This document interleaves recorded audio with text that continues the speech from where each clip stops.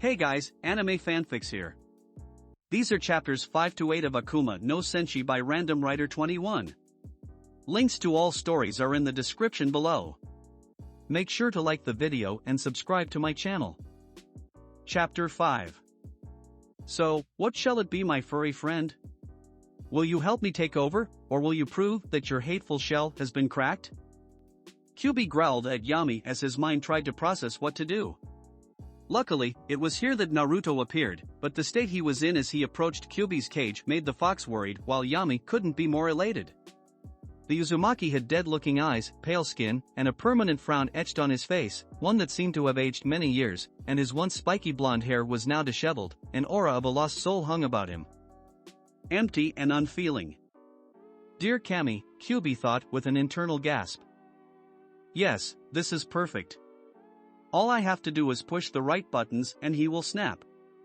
Once I take over, I free the Kyubi, and Konoha will finally see the consequences of their actions. Yami thought with an evil smirk.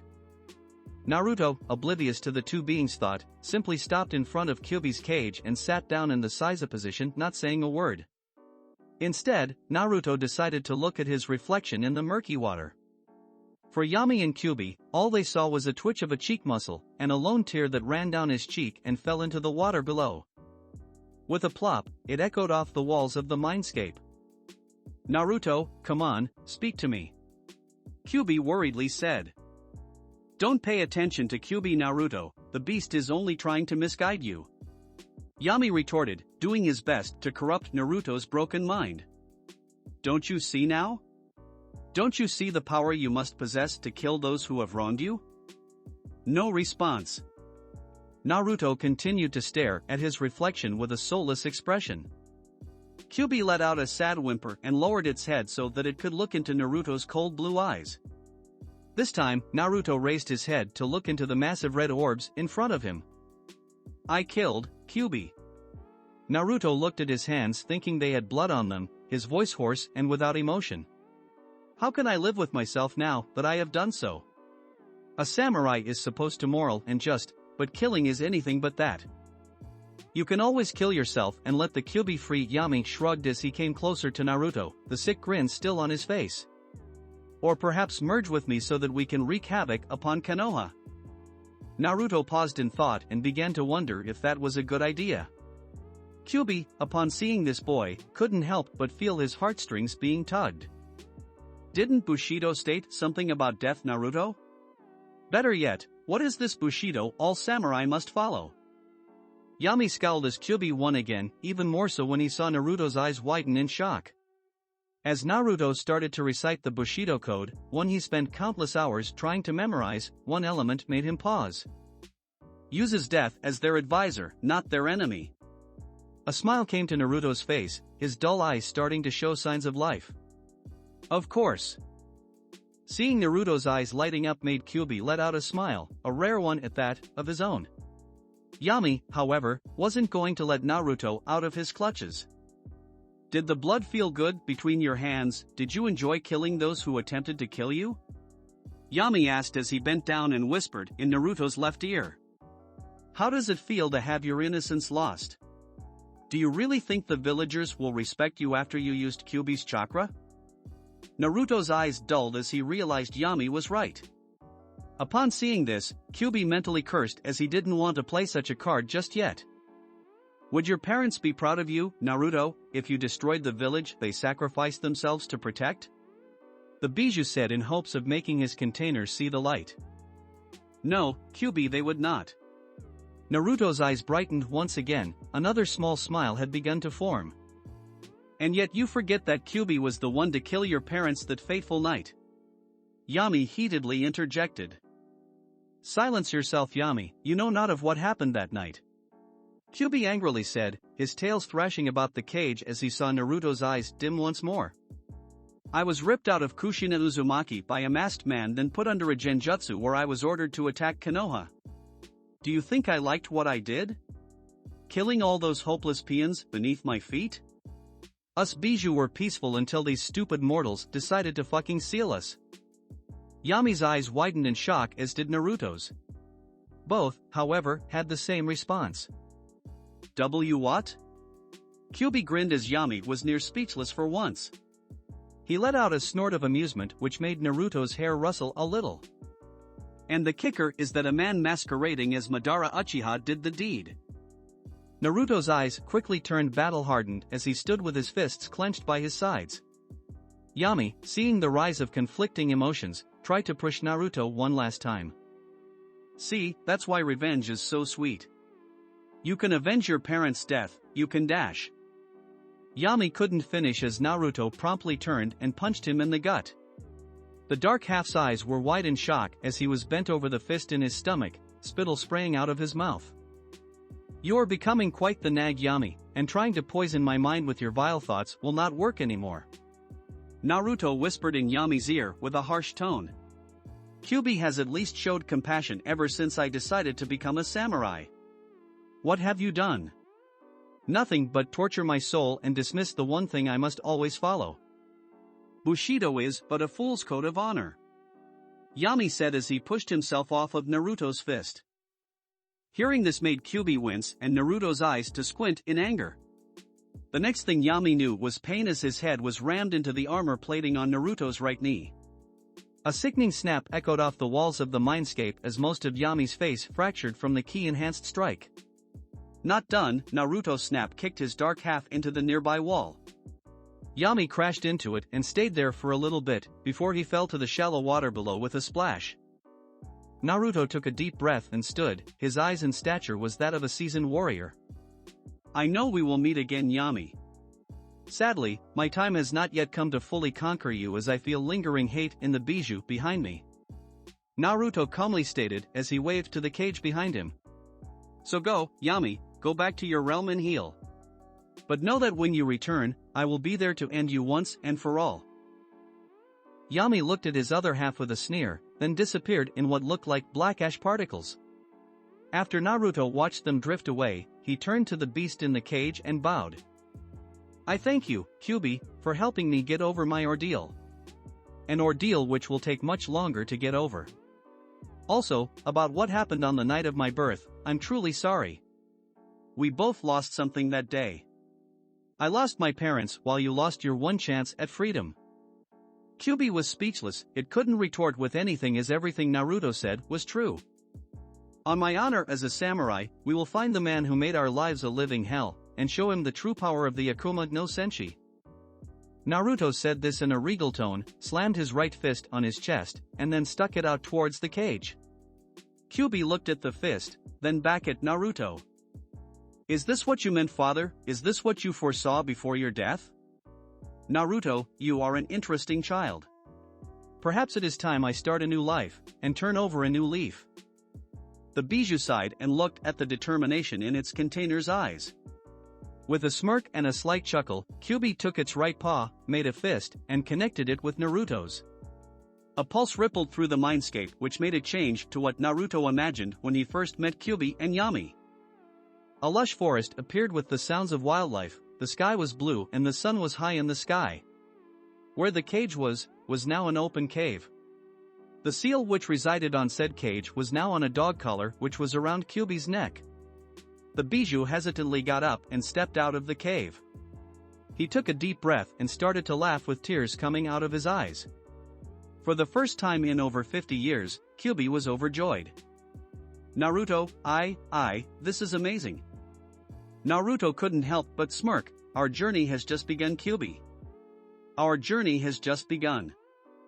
Harumasa's Emporium. Jiraiya and Hiruzen looked over Naruto while Harumasa was sitting nearby sharpening his katana. Although the Hokage was using crutches as his leg healed, it did not deter him from his duties, ones that he knew would soon be over. It's been 2 days, Sensei, shouldn't we get Inoichi in here to see if Naruto is mentally sound? The Toad Sage worriedly said. Fear not for my student's sanity, he will awaken soon. Fukui interrupted, a smile on his face. I have a feeling much went on inside that head of his, perhaps he has quelled the darkness within? The Sandaime let a smirk form at how calm the samurai was, most were in fact. It was one of the things that made them so dangerous in battle. With no emotion to show, it made reading what they were about to do next almost impossible. Although this was slightly unnerving, Hiruzen knew to trust the man who gave Naruto a new life. It wasn't but a couple minutes later that a groan filled the room, which made the three quickly rush to Naruto's bedside. As the Uzumaki opened his eyes, he gasped as he remembered what happened to his home. The Namikaze estates, are they alright? What about the scrolls inside? What about Dash? A smack was heard in the room as Fukui backhanded his student in the face. As Naruto rubbed the red mark, he couldn't help but laugh at the shocked looks on Hiruzen and Jiraiya. Once his laughter ceased, he looked at his master and thanked him before looking at the Hokage, where he noticed that he was on crutches. Hokage-sama, I think you shouldn't be walking about. That injury looks serious. I've been through 3 shinobi wars, this is minor compared to what injuries I have gotten in the past. Hiruzen said with a smile as he ruffled Naruto's hair. As to the Namikaze estates, thanks to your father's seals, it was unharmed. That explosion was the defense mechanism if anyone not of Namikaze blood tried to enter the grounds. Yeah, most of the poor bastards were mincemeat when I and the ANBU got there. The sage shook his head in mirth. Ha! I taught my student too well. After a brief moment of silence, Naruto sighed and looked at his hands. My innocence is lost, master, but the strangest thing happened when I was out. Kyuubi helped me yet again, and now we are building our relationship. It wants to work with me, to turn over a new leaf. Come again? The elders in the room stared at Naruto in disbelief. Naruto chuckled and rubbed the back of his head as he got up. Yeah, apparently I reminded of its father, the Sage of Six Paths. Also, it told me the truth of what happened when it attacked. The room went silent, which prompted Naruto to tell what he was told. Needless to say, by the end of the story the elders were flabbergasted. Jiraiya, however, rubbed his temples and groaned slightly. Great, this masked man reminds me of a person my spies have seen. Apparently, this man is starting up an organization, but as to what its goals are I have no clue. They call themselves Akatsuki and they all wear black cloaks with red clouds on it. Fukui hummed in thought before he looked at his student. It seems the winds have changed, my student, we must make haste to Iron Country and finish your training. Naruto nodded with a frown on his face. As one storm dissipates, another begins to blow. With a sigh, Naruto got out of the bed he was in and walked to the changing room so that his armor and such could be put back on. For Fukui, Hiruzen, and Jiraiya, they understood what Naruto went through and was going to do. He was going to find a coping mechanism for the killing he did and will be doing for the rest of his life. Hiruzen watched his surrogate grandson enter the changing room with a sad smile. Only 8 years old and he already has blood on his hands. Not since the Warring Clan era has a child been subjected to such a horror. Do you think the Kyuubi can be trusted? Jiraiya asked, a serious expression on his face. Of course it can. Fukui interrupted before Hiruzen could retort. Did you not see the truth in my student's eyes? Did you not see the happiness it brought him? I'm telling you, Jiraiya-san, Hokage-sama, if those two eventually work as one, then the Akuma no Senshi will become more than just a rumor. All three chuckled as they remembered the whispers that went around the village, whispers about the rumor of a demonic warrior that helped protect Konoha. Some knew the identity of this warrior while others thought it was just a specter. For Harumasa, and those who saw Naruto in action, they knew that a legend was just beginning. It was 5 minutes later that Naruto returned in his armor with his Bakken affixed to his right side, which made the three elders stare at him with a proud smile. Fukui, however, nodded to his student in understanding. I see you wish to find a coping mechanism after your ordeal 2 days ago. The samurai in training eyes widened for a brief moment, and then rubbed his chin in thought. 2 days, huh? After a brief pause, a small smile came to his face. Master, do you think we can get an instrument? Something portable like an ocarina? That sounds like a lovely idea, my student. The elder samurai said as he walked up to Naruto and patted his shoulders with a smile. Come, I will take you to a shop which I sell items to. Hiruzen took out the clay pipe from his Hokage robes and put it in his mouth, but he decided to wait until he was back in the office to light it. If you would excuse us, Haruma Sadano, Jiraiya and I must be off as we have some important matters to discuss. Both the Hokage and Jiraiya bowed to the retired samurai before they left the store. As they left, only one thought went through both of their minds. Stay safe out there, Naruto. The world can be a cruel mistress. Higarashi's store. As the master and student walked to the store, many civilians looked at Naruto with a smile and a wave. Some shinobi who saw Naruto fight looked at him in awe and slight fear, and some civilians looked at him with a sneer. He understood perfectly why those sneers were there. It seems some cannot simply see that I am the jailer of the great Kyuubi. Oh, you flatter me. Kyuubi said. A small chuckle escaped his lips. Ha! Now do you see why I call you mortals stupid? Shut it, Fluffy. Naruto mentally smirked. Did you just? Kyuubi's eyes blinked in shock as he registered what Naruto had said. I will eat you, you little shit. At this, Naruto let out a chuckle, then looked to his master, who had a look of confusion. Kyuubi and I had a small chat is all, and it seems to hate the nickname I gave it. And that would be? Harumasa questioned. Fluffy. As Naruto continued to walk, his master stopped in his tracks, held his sides and guffawed. Ha! He called the Kyuubi Fluffy. Oh man, I haven't laughed that hard in ages. Fukui took a breath to calm himself, then smiled. Ah, Naruto, although you lost your innocence, I still see that rambunctious kid in you. A good trait to have, as you have yet to overcome the lingering darkness. Eventually, Naruto and Fukui made it to the store. They opened the door to find two people at the counter. One was a girl with brown hair tied into buns on either side, while the other was around 6 feet tall, had a muscular build, and short black hair. His skin tone was tan and his face was marred with various scars, something Naruto thought of as old shinobi injuries. Ah, Haruma-sama, I see you brought your student here today. The muscular man said with a deep baritone as he looked down at Naruto with a smile.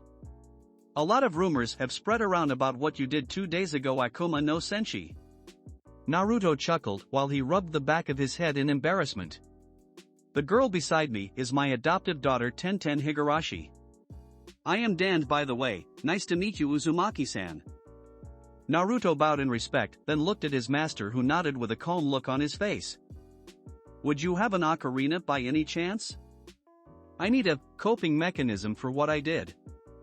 Dan didn't miss the sad tone at the end. Don't feel bad with what you did, Uzumaki-san. You did what you had to do to keep Konoha safe, and above all, you did what you had to do to stay alive.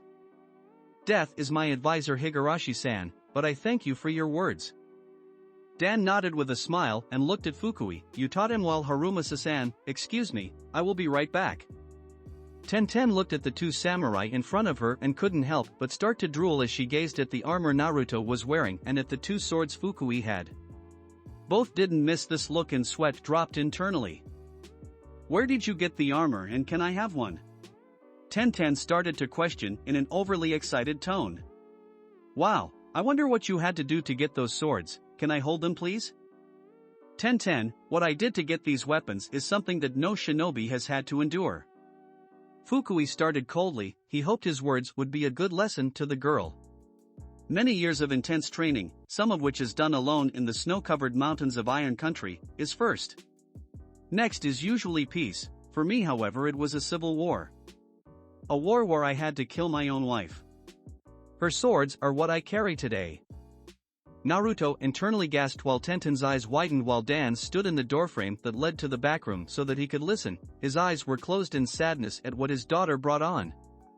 Painful memories. Now tell me, Tenten, do you expect me to let you touch my weapons after all that I have endured? The only thing she could do is shake her head no, while tears started to come from her eyes. Seeing enough, Dan came out and handed Naruto a small black box. Before he opened it, however, the muscular man patted his daughter on the head, then looked at the retired samurai. I'm sorry you had relived those memories, Haruma-san. Like my student said, death is my advisor. Fukui smiled. I do hope your daughter has learned a valuable lesson today. Dan nodded and excused himself as he took Tenten upstairs so they could talk while the two samurai left the store. As they did, Naruto looked at his master with sadness. Are you going to be all right, master? Is that why you told me to always protect the ones I love, to always trust my instincts? All those lessons you have given me? The retired samurai sighed and nodded, "Hi, but I cannot dwell in the past as the future is much brighter." The rest of the walk to the training grounds was silent as both had painful memories currently in their mind. They would get to meditation once they reached the grounds. Before that, however, Naruto finally opened the box and gasped at the ocarina inside. It was blue like the ocean and had Uzumaki spirals all over it. As Naruto picked up the instrument, 2 notes were found at the bottom of the box. One was instructions on how to play while the other was a handwritten note. Naruto picked the latter one up and started to read. Uzumaki-san. This belonged to your mother Kushina Uzumaki, and has been an Uzumaki heirloom for many generations. Before the Kyuubi attack, she told me to keep it safe and give it to you when you needed it the most. Kushina had a feeling she wasn't going to see you grow up, which tore her apart inside. On the back of this note is the sheet music to an old Uzumaki tune which represents loss and sorrow. Your parents would be proud. Dan Higurashi. Naruto smiled and turned over the note to see the composition. Once at the training ground, Naruto sat down, the note in front of him, and picked up the instructions how to play. For the elder samurai, who had just started to meditate, knew that Naruto would be alright and that he would come out of this stronger than before. Hokage office.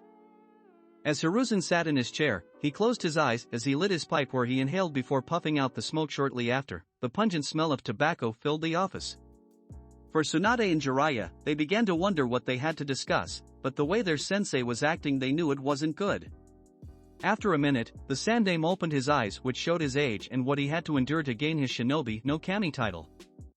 My students, I have lived a great life and served Konoha as Hokage for a very long time, but I am not getting younger. Hiruzen took another puff on his pipe before continuing. The battle with Danzo showed me that I am not like I once was before.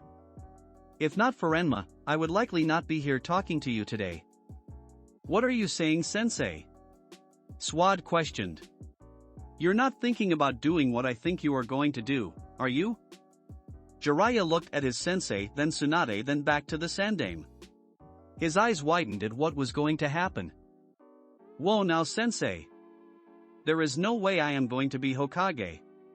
I have my spy network and, in all honesty, I just don't feel qualified. I understand that, Jiraiya, and I would have Tsunade become Hokage, but she has the medical program to run. Hiruzen noted as he leaned back on his chair ready to take another draw from his pipe. Tell me, who would be qualified to take up the mantle? Kakashi is a possibility. Tsunade said with a shrug.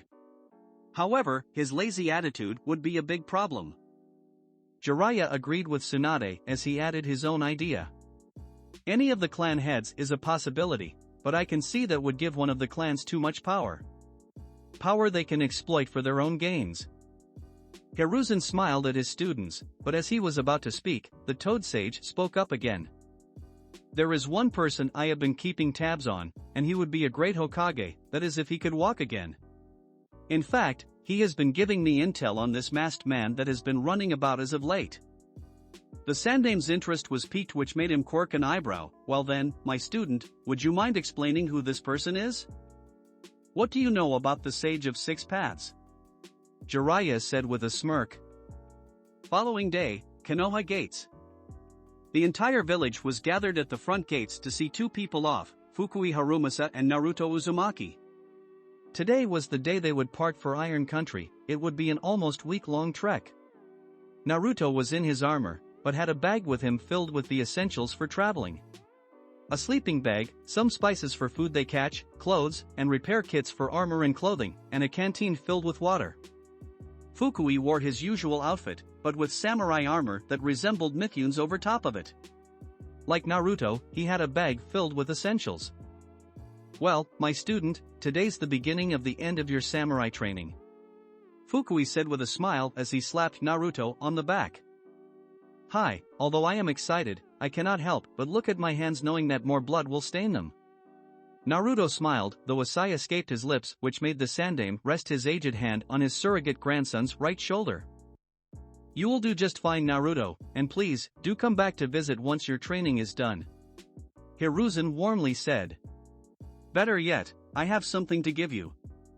The Sandaime reached into his robes and pulled out a blank diary book and a pencil which he gave to Naruto, whom happily accepted it. I expect you to write in that every day and send me updates once in a while.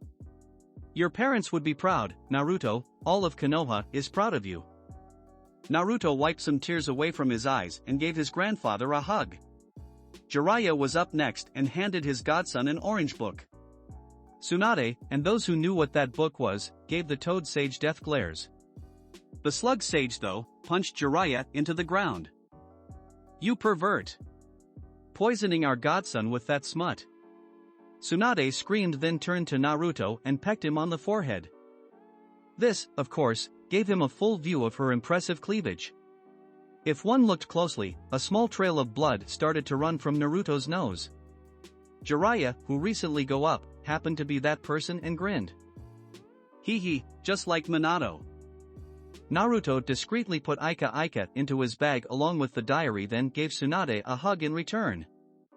Be good, Gaki, and my gift to you is something I have treasured for a while now. Tsunade took off the necklace Hashirama gave her and placed it on Naruto with a smile. Seeing this, Hiruzen looked at Tsunade with worry. Are you sure, Tsunade? You know the supposed curse that goes along with that necklace. What curse? Naruto questioned with his head cocked in wonder. The person who wears that necklace usually ends up dying. Shizen introduced herself as she spoke in a sad tone. Tsunade gave that to two others before her, both of which have passed on. Naruto crossed his arms and humphed. Curse smirk. Don't worry about me, Tsunade-san, this necklace will make it back to you, I swear on it. Tsunade smiled, I don't doubt it, Gaki. Go on and show the world what the Akuma no Senshi is made of. Naruto nodded and looked to his master, who nodded in return. As they left, the cheers of the villagers could be heard. Some had tears in their eyes, not knowing what fate would befall the Uzumaki heir. Others, like those in the academy or just entering, looked to Naruto as sort of a role model. From a boy who lost his path only 2 years ago thanks to the villagers' hate, they now looked at Naruto with happiness and goodwill. It was not his heritage which sparked this change, but his actions which helped show who Naruto truly was. A human child who kept the beast who almost destroyed them at bay. It wasn't until the two samurai disappeared from view did they start to disperse. As they did, they knew, somehow, that Naruto would be the catalyst for a great change in the elemental nations. What they didn't know was that someone was watching the whole ordeal from afar. It sunk into the ground after it had all the details. Somewhere in Iron Country, Zetsu returned to the camp he visited before, and, like last time, the same man was there waiting ever so patiently. This time, however, he was sharpening his katana, occasionally looking at his reflection in the polished blade. The man had gray, thinning hair, deep-set wrinkles on his face, and a nasty scar which left him blind in one eye. This scar ran from the chin, through the left side of the lip as well as the left eye, and ended at his forehead. I see you have returned, Zetsu. The elder spoke, not taking his eyes off his blade. Any news of the boy? The boy is currently traveling to Iron Country with his master. Apparently he will be undergoing the final part of his training. The white half spoke as usual, his head the only one being seen. Can we eat the Gaki? I'm starved. The other half said. Ignore my other half.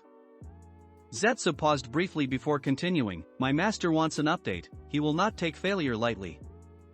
The old man smirked and paused what he was doing. Tell your master that everything is going according to plan. The forces are being gathered and spies have been placed.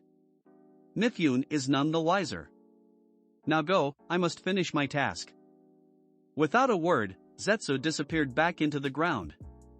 Once outside, the old man traced his scar with a finger and clenched his hands in anger. That anger turned into a smirk, however. You may have given me this scar, Fukui Harumasa, but I gave you an even bigger one. Oh, how much it must have pained you to do that to your wife. He paused to let out a maniacal chuckle. And to have Mifune grant you retirement, oh how I can't wait to test your student myself. The man began to sharpen his katana again, but every once in a while he would pause and let out a short, insane laugh. Chapter 6. Honey, I'm home. Fukui said as he opened the front door of his home, but there was no response. Izumi, honey? Where are you? Silence greeted him, a troubling response which made Fukui reach towards his katana so that he could draw it at any moment. After almost 2 minutes of searching, he found Izumi in the backyard with one person he hoped not to see. With haste, yet caution, Fukui quickly ran outside and confronted the situation. Takeshi, my brother, what is the meaning of this? He yelled as he looked at Izumi's chest, which was bleeding out from a shallow cut. The civil war may be over, but I have one loose end I must take care of. Takeshi let out a small chuckle, then advanced towards Izumi. Tell me, do you know of the actions your wife took in the war? I know of her deeds, of her controversial tactics. Fukui's eyes narrowed as anger started to overcome him. But it was necessary to end the war. She saved me from that prison, a prison that you put me in no less. Oh, does my brother need a hug? Takeshi sarcastically quipped as he held a hand over his heart in fake pain. Ha! The only reason you got caught is because you failed to kill me. I may be blind in one eye, and have the scar to show your weakness. The brother traced the left side of his face where the scar was. But, I have something that is dear to your heart. Don't you dare touch her. If this is for revenge, then you have sadly fallen off the path of the warrior. You know the price of such an act, my brother. Bushido, prophecies, you think I care. The old samurai way is just that, and Mifune is a fool to keep it going. Izumi whined as Takeshi started to stroke her hair, an act which made Fukui grip his katana handle tighter. Instead, I will rise to show Iron Country the new era, one where they will reign supreme. Fukui, knowing his brother was too far gone, sighed and looked into his wife's green eyes. Forgive me, Izumi, his blood must be shed one last time. Just as Fukui launched himself towards his brother, Izumi felt a tug at her body followed by a quick jolt of pain. Blood shot out of her mouth as she looked into her husband's eyes, ones filled with understanding and warmth. I forgive you, but don't fall off the path. Stay strong, my love.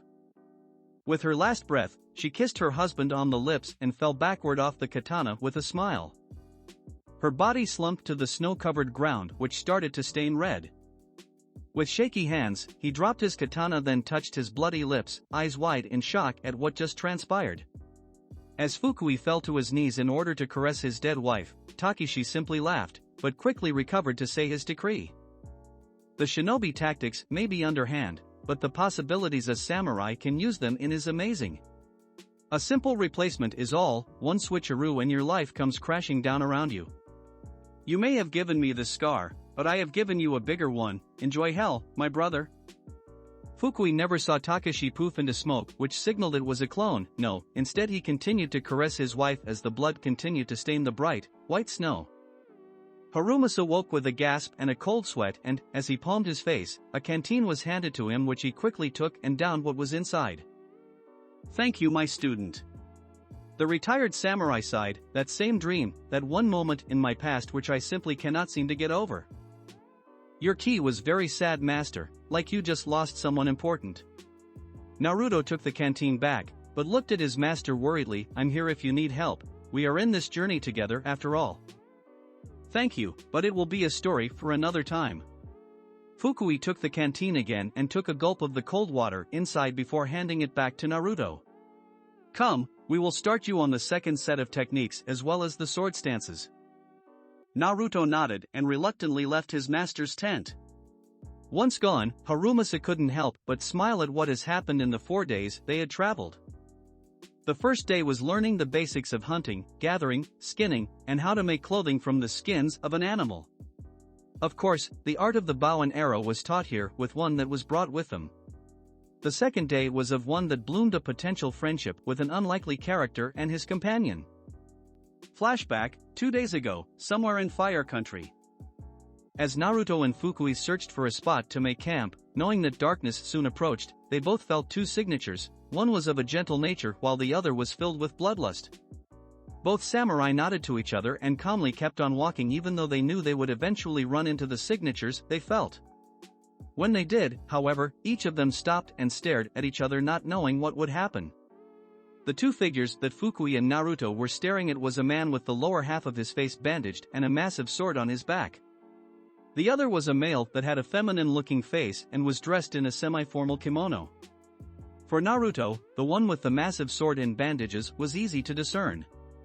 After all, reading all those bingo books, even the most up-to-date one, made Naruto understand just how many missing nin were out there in the elemental nations.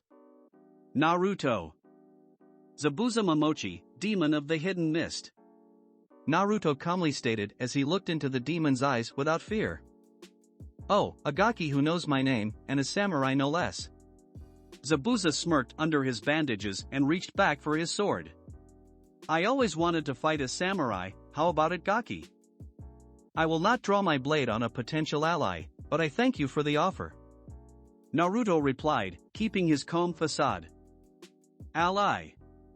Zabuza chuckled at that then looked Naruto in the eyes. Gaki, I killed my whole graduating class when I was 9 years old. And I killed almost 8 ANBU not too long ago. Naruto interrupted nonchalantly. Your point, Momochi-san? This kid. Zabuza and Haku thought with shock. Fukui smirked, he was overall proud at how his student handled the situation. Perhaps we can all chat over some tea? A stream is close by, a perfect spot for camp. Haku chuckled while the seven swordsman's eyebrow twitched in annoyance. Tea? Really? You run into me, one of the seven swordsmen, who can kill you without a sweat, and you simply ask us to join us for tea? Come on Zabuza-sama, don't be such a meanie. Haku said as he crossed his arms over his chest and looked his father figure in the eye. Naruto nodded and motioned towards the nearby river. Please, join us as you must be tired from your journey. Some kid you are. He mumbled, then looked Naruto in the eyes, surprised at how he didn't even flinch. Fine, but if you try anything. Although the swordsman left the threat hang, Naruto and Fukui was not worried. They simply walked side by side and led Haku and Zabuza to where they would camp. Once the samurai stopped, a simple nod was all it took for Naruto to start setting up camp and, within minutes, the tents were up and the sleeping bags laid out. For Haku and Zabuza, seeing the two samurai work without one word being said confused them, but they soon broke from their stupor to set up a camp of their own. As they returned about 5 minutes later, they found the two samurai to be meditating near the fire as the tea brewed. Their swords were on their laps, one hand being on the grip just in case. Zabuza-sama? Haku questioned, wondering how the two sat so still. The samurai life is much different than our own Haku, and in all honesty, I would likely lose to the Gaki's master. Zabuza let out a small chuckle before he pointed at Naruto. Hell, I wouldn't be surprised if the kid could kill me. Naruto and Harumasa, who heard everything, smirked internally, but they soon were broken from their meditation by the slight whistling of the tea kettle. With a smile, Fukui poured the tea into cups and handed them around. Although it was silent at first, an awkward one at that, eventually conversation bloomed. What brings you out here, Momochi-san? Naruto said, but took a pause to sip his tea. Other than the failed Yagura assassination, that is. This one question alone began what would become a night that was filled with back-and-forth banter about each other's past, which, surprisingly enough, was very similar. Although Naruto and Fukui kept much of their past to themselves, no doubt Haku and Zabuza doing the same, the four found a connection with each other and an alliance formed. When the time came to depart the next morning, Zabuza and Naruto met once again and shook hands. Gaki, if we ever meet again, Kiri could use your help in the civil war. Zabuza smiled under his bandages, still in slight disbelief at how this kid managed to open up his dark heart. Perhaps I will take up that offer the next we meet. Naruto said, a smile gracing his lips. It was a pleasure to get to know you, farewell Zabuza-san, Haku-san. As was you, Naruto-san, Fukui-san. Flashback end. Fukui smiled at the memory, even more so at how the memories of the occasional bandit run-ins they had. All bandits were taken out in an effective manner without a draw of the sword. Naruto simply used Aikido to dance around the opponent, then used their own weapon against them. Like Fukui, Naruto did not dare sully his blade with the blood of the weak. For those deemed a worthy challenge, only then would the blade come out. Geez, your old age must be getting to you. Fukui looked at the tense entrance to see a smiling Naruto. The old samurai shook his head in mirth and pointed a sage-like finger in the air. Ah, but with age comes wisdom. Naruto snorted in amusement, then left the tent and went to a nearby clearing so that he could begin his training.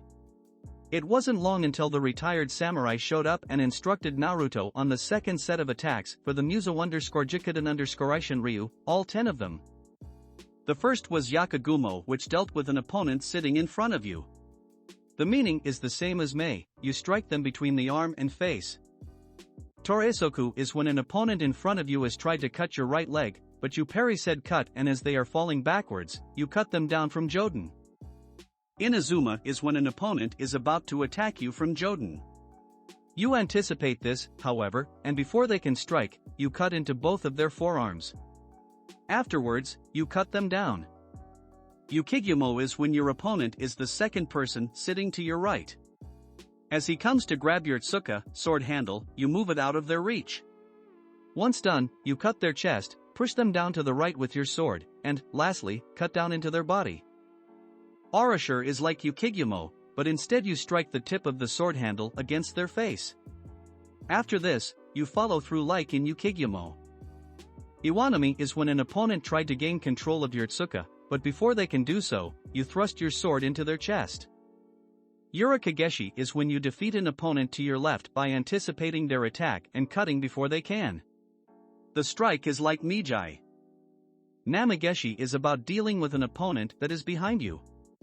Due to this, the strike is like Ushiro. Takiatoshi is when an opponent from behind grabs your kojiri, tip of the scabbard, from above. You wrest this from their grip, thrust your sword into their chest, and as they are falling backwards, you cut them down. Lastly is Mako, which is similar to Nukiuchi. Once you sense the harmful intentions of your opponent, strike them down. Now, before you get into these, I must show you the proper sword stances. Fukui smiled at how intently Naruto was paying attention. Some of which, you have done naturally. You cut them down. With that, Naruto was shown the 5 stances. 1. After this was done, Naruto immediately began practicing. With every wrong move, he would get hit with Fukui's own Bakken on various parts of his body. The placement of which depended on where the stance was wrong. If the hands were off, Naruto would get hit in the hands. If the legs were off, the legs got hit. After a couple hours of training, these hits became less and less, which made Fukui pleased at how Naruto was coming along. He knew that by time they arrived at Iron Country, Mifune would be pleased by Naruto's progress. Speaking of which, Harumasa mumbled to himself. I sent out a letter days ago, I wonder if Master Mifune got it yet. Iron Country, Mifune's office. Mifune, whom was meditating in the center of his office on a mat, was interrupted by a knock on the door. As he cracked open his eyes and stood to stretch out his aging body, he began to wonder why his student hadn't sent a report yet about Naruto's training.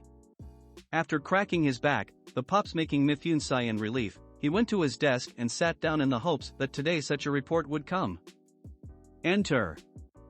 The messenger opened the door, walked to the samurai leader and bowed low. I apologize Mifune-sama, but this message came 2 days ago. 2 days? Mifune's eyes narrowed. You are rather prompt on getting me any important messages, pray tell why this one is an exception. The messenger didn't miss the angry tone, and gulped knowing his job was on the line. I have no excuse, sir. No excuse you say? One would think you may be up to something with such a response. Mifune said as he leaned forwards and gave the messenger a look which sent shivers down his spine. Is there something you aren't telling me, boy? And no, Mifune-sama. The messenger boy stuttered at the amount of killing intent that was being directed towards him. The leader frowned as he grabbed a pink slip from his desk and started to scribble something on it. You have been good to me, boy, but I sadly must ask you to turn in your resignation papers as promptness is key. He handed the messenger the slip, who took it with his shaky, sweaty palms. Perhaps your time in the military will help that cause. The messenger bowed again. If you so wish, so shall it be, Mifune-sama. Dismissed. After the messenger walked out, Mifune shook his head and opened the letter and began to read. Master Mifune. I have left recently with my student, and I should be in Iron Country within a week's time. The child of the swirling tides is anxious to meet you. In fact, you may be surprised on how much he has learned after only a short 2 years. Sadly, his innocence has been lost due to certain roots upheaving. His dark side is quelled, for now, but I fear it might come out if tensions increase at home. Until then. Fukui Harumasa. Mifune smiled. To be young again, but it saddens me that a child such as he had to experience what it means to kill. After a pause, the old man began to think about the rest of Naruto's training. He smiled again when he came up with a plan. Yes, that would do nicely, especially with tensions so high right now. Somewhere in Iron Country. The messenger boy scowled as he knocked on the door in front of him. A small viewing window opened, which allowed the man on the other side to look at the boy. Password? The white snow runs red. The viewing window slid closed, followed by the sound of locks being undone. Soon, the door opened with a small squeak to allow the messenger inside, but as he did so, he came face to face with Harumasa's brother. Takeshi. The messenger bowed. Daisuke, the brother, responded, confusion evident on his face. Is there something you need today? Daisuke looked at his boss with nervousness. I. The man took a breath to calm his nerves. I screwed up, Takeshi. Mifune fired me from the messenger job as I failed to deliver your brother's message to him, which arrived 2 days ago. Those in the safe house, which looked like one massive bar, that heard this turned to see what would happen. The music that once played went silent, as did the patrons. Can you repeat that? Takeshi said, a sick smile which screamed death forming on his face. I'm not sure I heard you correctly. Did you say that one would which I utterly loathe? I failed, sir. The boss chuckled and looked at the patrons with his arms extended. Look here, my comrades, a failure is in the midst, and do you know what we do to such people? A simultaneous universal sign of beheading was what the patrons did, which made Daisuke shake in fear. Takeshi put his arms down and looked at Daisuke with sadness, the sad tone which he spoke which was obviously fake. Poor Daisuke, all you had to do was deliver simple messages so that the layout of Mifune's tower and guard rotations could be obtained. I can write everything down for you, I know everything by heart. The messenger pleaded, but Takeshi was having none of it. No, you see, after your stunt, the guard rotation will change. Truly a setback, but no matter, there are plenty of others who I could turn to.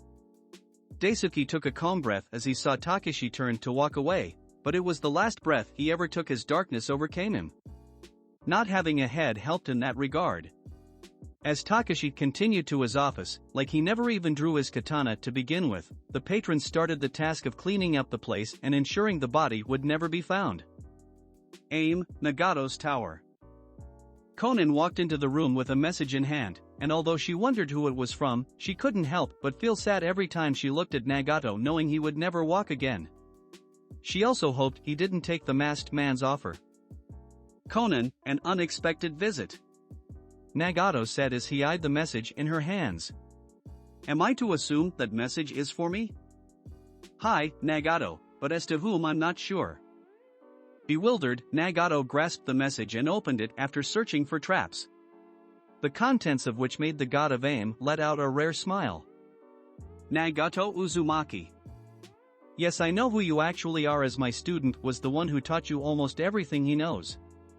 Besides that fact, the reason I am messaging you is that my other student, Tsunade Senju, has a possible cure for your paralysis. Along with this offer of enjoying the freedom to walk again, is 2 others which I hope you will find beneficial.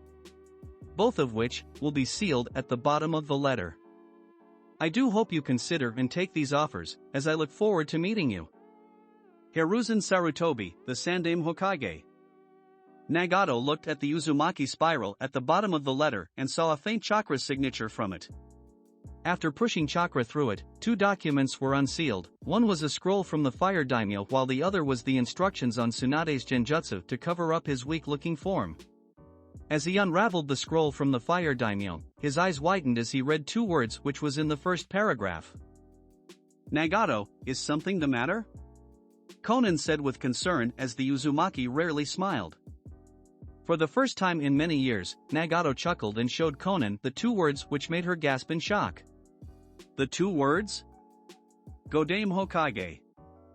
Before more could be discussed, however, all of this had to be quickly sealed as a signature was incoming, one Nagato knew all too well. "Zetsu, I have been expecting you," the Rinnegan user calmly stated as the plant man appeared. "My master wants a response on his offer.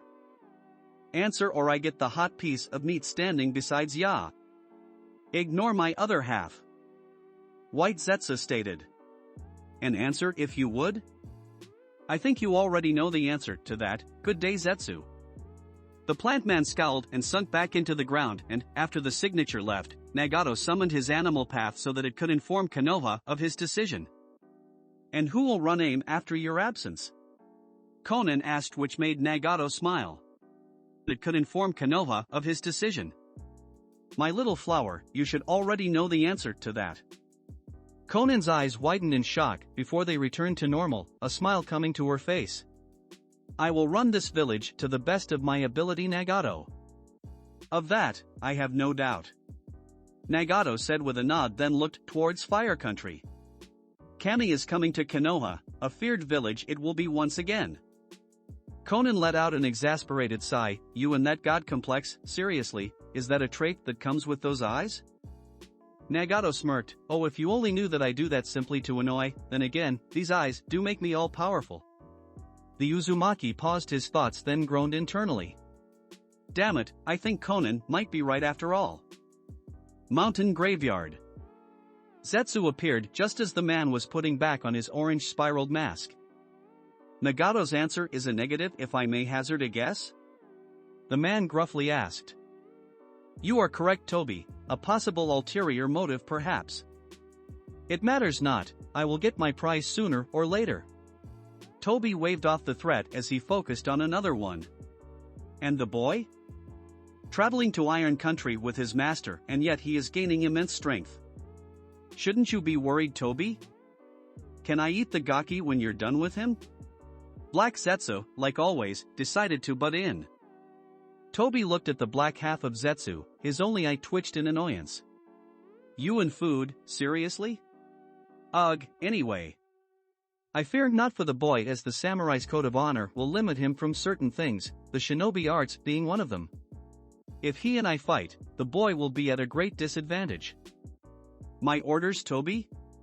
Zetsu questioned, seemingly pleased with his master's actions. "Continue surveillance on all the Jinchuriki, dismissed." Zetsu nodded and sunk into the ground. Once done, Toby looked at the corpse that was on the nearby throne. It was the once great Madara Uchiha, the one who gave him another chance at life. "Thanks to Nagato defecting, I must alter your plans, Madara, but in the end the Eye of the Moon will be completed. But first, some insurance methods must be done." With that said, Toby disappeared in a vortex of air. His destination unknown. 2 days later. The last 2 days of Naruto and Fukui's journey was relatively peaceful. There was no bandits to take down, but they did see the occasional missing nin who decided to stay away due to fear of angering Iron Country. They knew of what a samurai could do. The stories of what they could do to shinobi was well ingrained in elemental nation lore. Even though they were not proficient in the shinobi arts, one slip-up would mean certain death. And if one was bad enough, a whole army was worse. Rumors of Mifune being able to take down a small battalion of shinobi during the First Shinobi War solo helped propagate this fear. As they neared the entrance to Iron Country, where the main village was located, Naruto was proud of how much he learned over the 2 days. He had a grasp of the second set of attacks as well as sword stances, polished up his aikido and ki sensing, as well as everything he has learned thus far. His greatest accomplishment by far was finally being able to play the old Uzumaki composition on the ocarina. It was a haunting melody, one which brought Fukui to tears when he first heard it. As they arrived at the gates, the guards bowed to Fukui and Naruto. "Haruma-sasama, an honor to meet you," said one of the guards, his eyes wandering towards Naruto. "And I take it this is your student?"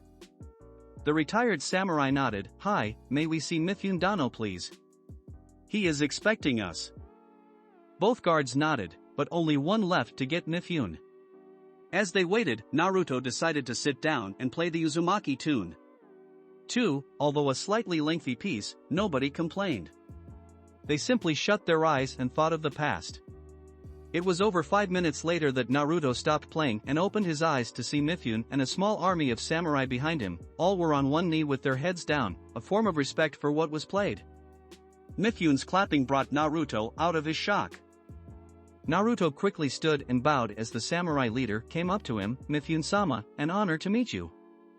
"A sorrowful tune, Uzumaki-san, one I have not heard for many years," Mifune said with a smile, then waved a wrinkled hand towards his still kneeling samurai. "As you can tell, my men have their heads bowed low as a sign of respect to those who have fallen." Naruto nodded and put the ocarina back in his bag. At the same time, Mifune told his men to rise, then motioned for Harumasa and Naruto to follow. For Naruto though, the intense cold was something he was not used to yet. How these samurai wore armor and no winter cloak over top of it was baffling. "You will build endurance to the constant cold here over time," Fukui clarified as he saw Naruto start to shiver and hold himself to get warm. However, his voice soon became stern. "I will warn you now, my student, the next leg of your training will be the most intense. So intense, in fact, that most samurai in training never return." Naruto decided to push the question as to why, the answer of which made him regret asking in the first place. "They commit seppuku as they feel that failing the training is failing Bushido. In a way it is right, but in a way it is wrong." He tapped Naruto's head. "All of it is in here, my student. The elements make one forget the path they tried so hard to forge." Naruto let out a sad frown. "I've been off that path once, master, and to be honest, I was thinking of killing myself that day if I hadn't found another way to protect Konoha and the elemental nations." However, that frown turned into a smile as he gave his master a brief hug. "For everything you've done, I thank you, Haruma-sasama." Mifune listened to this with closed eyes and a huge smile. For one so young, he is like an adult. For one who lost his innocence, he uses death as it is supposed to be used. "Perhaps you are the one I have been looking for all along." Fukui was speechless, but he returned the hug nonetheless. It wasn't long after that they arrived in Mifune's office, and, once the door was closed, everyone sat in the chairs provided. Mifune cleared his throat before he looked at Naruto with a smile. "I welcome you again to my home, Uzumaki-san, but like your master said, this leg of the journey will be your toughest yet." He turned to his student. "As for you, my student, I welcome you back, but sadly, your brother has yet to be found and tried for his crimes." "Thank you, master." Although not happy about it, Fukui understood. "As to my brother, after what he did, I wouldn't consider him as such anymore." Naruto looked at the two with a raised eyebrow, something which they caught which made both elder samurai sigh. Without any words, Mifune got up and went to the nearby bookshelf and, after searching for a bit, he grabbed a massive scroll and handed it to Naruto. "Mifune-sama?" the Uzumaki questioned. "That," the samurai leader pointed at the scroll, "is all of Iron Country's history, which details the previous civil wars we have had. One which helped me become leader, the other, although brief, led to many, like your master, losing someone precious to them." Naruto bowed his head in respect. "Thank you, Mifune-sama, I will make sure to read this before my training begins." "Ah, that reminds me," Mifune suddenly shouted as he searched his messy desk for a piece of paper. But once it was found, it was given to Naruto. The samurai in training looked it over, not once, but thrice over to make sure the information was correct. With slight hesitation, he looked at Mifune, then his master, then back at the leader of Iron Country. "You want me, an 8-year-old kid, to live in the mountains of Iron Country for 3 to 4 years?" Naruto looked outside the window to see that the snowfall had picked up. "Not to be rude, but are you senile?" This got Fukui and Mifune to laugh. but after they recovered they gave Naruto a harsh glare which made Naruto gulp as he knew they weren't lying. I have taught you all I know to a certain extent, my student. Fukui began warmly as he put a comforting hand on Naruto's shoulder. But now is the time to take that training and use it in the real world. You will have to survive on your own using the resources available to you, the ones in the various caves in the mountains. Whatever one you choose is up to you. How long do I have until I do this? Naruto looked at the paper he was given and couldn't help but close his eyes in thought. 1 week is all that I will give. It should be enough time for you to get acclimated to the cold and so that the history of this place can be read. Mifune responded. I expect great things out of you, Uzumaki-san. Naruto nodded with a hesitant smile. Hi, and thank you, Mifune-sama. Good, now if you would go with one of my guards to your quarters, that would be most appreciated. My student and I have things to discuss. Naruto grabbed the massive scroll and paper, bowed, and left the office. As the door clicked close, Fukui looked at his master with a smile. So master, did my message do justice? Hi. You have taught him well, my student. Mifune looked to the ceiling as he remembered the past. Almost reminds me of you when you first started this path. Where were you again when I met you? Fukui's eyes found the floor very interesting as it was a memory he hoped to keep buried. I almost froze to death outside the orphanage as they locked me out. Hi, and now look at you. An old man like me with many burdens on their shoulders. Both elders got a good chuckle out of this, but the conversation soon turned serious. So you think Naruto is the one to take over in the future? Mifune nodded. Hi, he has a lot of good qualities. What I fear is what this potential civil war will do to his mind. Many commit seppuku as they cannot take the mental stress anymore. Harumasa winced at the thought, and I would have done so after my wife passed if not for allowing me to wander the nations. How long ago was that? 5 years ago, maybe 8? 5 if my memory suits me. Mifune started with a sad tone, but then clapped his hands to change subjects. Now, although he carries the Uzumaki Namake's lineage, do you think he will take yours on someday? I sure hope so. Fukui stated as he nervously played with his top knot. I feel the cold talons of death gripping me, master. This potential war, I fear I may not make it through. If it comes to that, make sure Naruto is allowed to choose like you let me. Mifune smiled. You have nothing to worry about, my student, as I will take over when you cannot. Fukui nodded and thanked his master. Soon after, a couple receptionists came in with herbal tea and cigars that were imported from tea country. Both elders smiled and graciously took the items while thanking the ones who brought it in.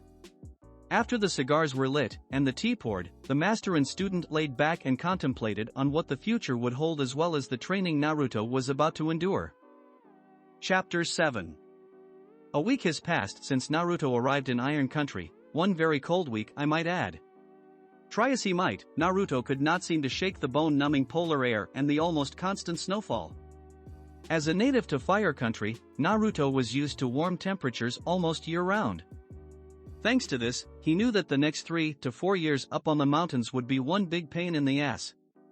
Speaking of our blonde samurai, we find him packing up for his training. Mess kit, canteen, tent, sleeping bag, extra clothes, skinning knife, sewing kit, and flint and steel. And on my person I have my armor and bakken. Naruto paused as he thought about this training trip. Say, Fluffy, you think I will make it through this? Would you stop calling me that? Kyubi angrily said, a growl coming from his throat. I am the Kyubi no Kitsune, the strongest of all Bijou, I deserve to be called as such. After a snort to calm itself, the Bijou responded to Naruto's question. And no, I doubt you will make it out alive. Naruto shook his head in mirth. By the end of the 4 years, my furry friend, that hatred will be gone. Besides, what was that about turning over a new leaf? I lied. The beast said simply with a snort of amusement. The connection broke just as a knock on the door of his room was heard. Just a moment. Naruto yelled at the door as he stood and went to let whomever in. There, standing in the doorway was Fukui and Mifune, the latter of which was holding something that was wrapped in fine red silk. "My student," Fukui started, "I will be the one to take you up the mountains, but afterwards I will leave. Do us proud, Naruto Uzumaki. I hope to see what the Akuma no Senshi is like after the 4 years are up." Mifune simply nodded while Naruto blushed in embarrassment and scratched the back of his head. "Thanks, master, I will make you and all of Iron Country proud." Seeing that it was time, Mifune got on one knee and presented Naruto the wrapped object. With a quirked eyebrow, the samurai in training took the gift and unwrapped it, the sight of which brought a smile to Naruto's face. No longer would he use a wooden bakken, this one was made out of lightweight steel. "Thank you, Mifune Dano." Naruto bowed, "I will use this gift wisely." The leader of Iron Country smiled and patted the boy on the shoulders. "I know you will. Now come, it is time to take the next steps of your journey." With a nod and a smile, Naruto grabbed his bag, affixed his new bakken, and followed Mifune and his master outside and, after a short walk, a path could be seen in the snow which went up to a massive mountain chain. From Naruto's vantage point though, said mountain looked small and unimposing. At the entrance to this path was kneeling samurai, their heads bowed and one fist was in the snow. Naruto blinked in shock as he wasn't used to such attention, but he smiled as his master laid a reassuring hand on his left shoulder. "So my student, are you ready to take the final steps in your path?" Naruto nodded, his voice and facial expressions were stern and stalwart. "Hi master, and from what I read in the scroll Mifune gave me, I fear that another war is upon us." "Hi, I fear the same Uzumaki-san, but our history is marred with conflict as some see the shinobi way as superior." Mifune spoke in a soft, almost defeated tone. "There is no honor in that path, only revenge and the lust for power." The wise words spoke volumes to Fukui and Naruto, both of which nodding in agreement. After a bow to those near the entrance of the path and Mifune, master and student started walking. It would be a day's journey for them, but for Naruto that journey would last much longer. A journey that would change Naruto in a way that he, nor others, would see coming. Konoha. It has been over a week since Nagato's animal path went to Konoha and told Hiruzen that he would gladly take up the mantle. 2 days after he accepted the position, the animal path summoned Nagato to a secret room in the hospital where Tsunade, Jiraiya, and Hiruzen were all waiting for him. It was here the challenges began. The first challenge was to get the Uzumaki out of the device he was strapped to, and the next was how to make him walk once again. Although it took much trial and error, Nagato was eventually freed from his chair and was placed onto a bed where Tsunade began to diagnose the source of paralysis. To the slug sage's horror, it was far worse than she first imagined and feared that her treatment would not be enough. The diagnosis was a completely severed spine with severe bone and nerve damage that ran up the whole length of the spine, minus the neck. When asked how this was possible, Nagato told the story of what happened with Hanzo and of the technique he used. Shocked would not begin to describe how the Hokage, Tsunade, and Jiraiya felt. Luckily for them, Nagato suddenly had an idea how to fix his back but knew his health would be put in risk because of it. Why? The technique would almost completely drain his chakra resources. The name of such a technique? The creation of all things. Amid protest, not even knowing if a back transplant was even possible, they eventually saw reason after much debate.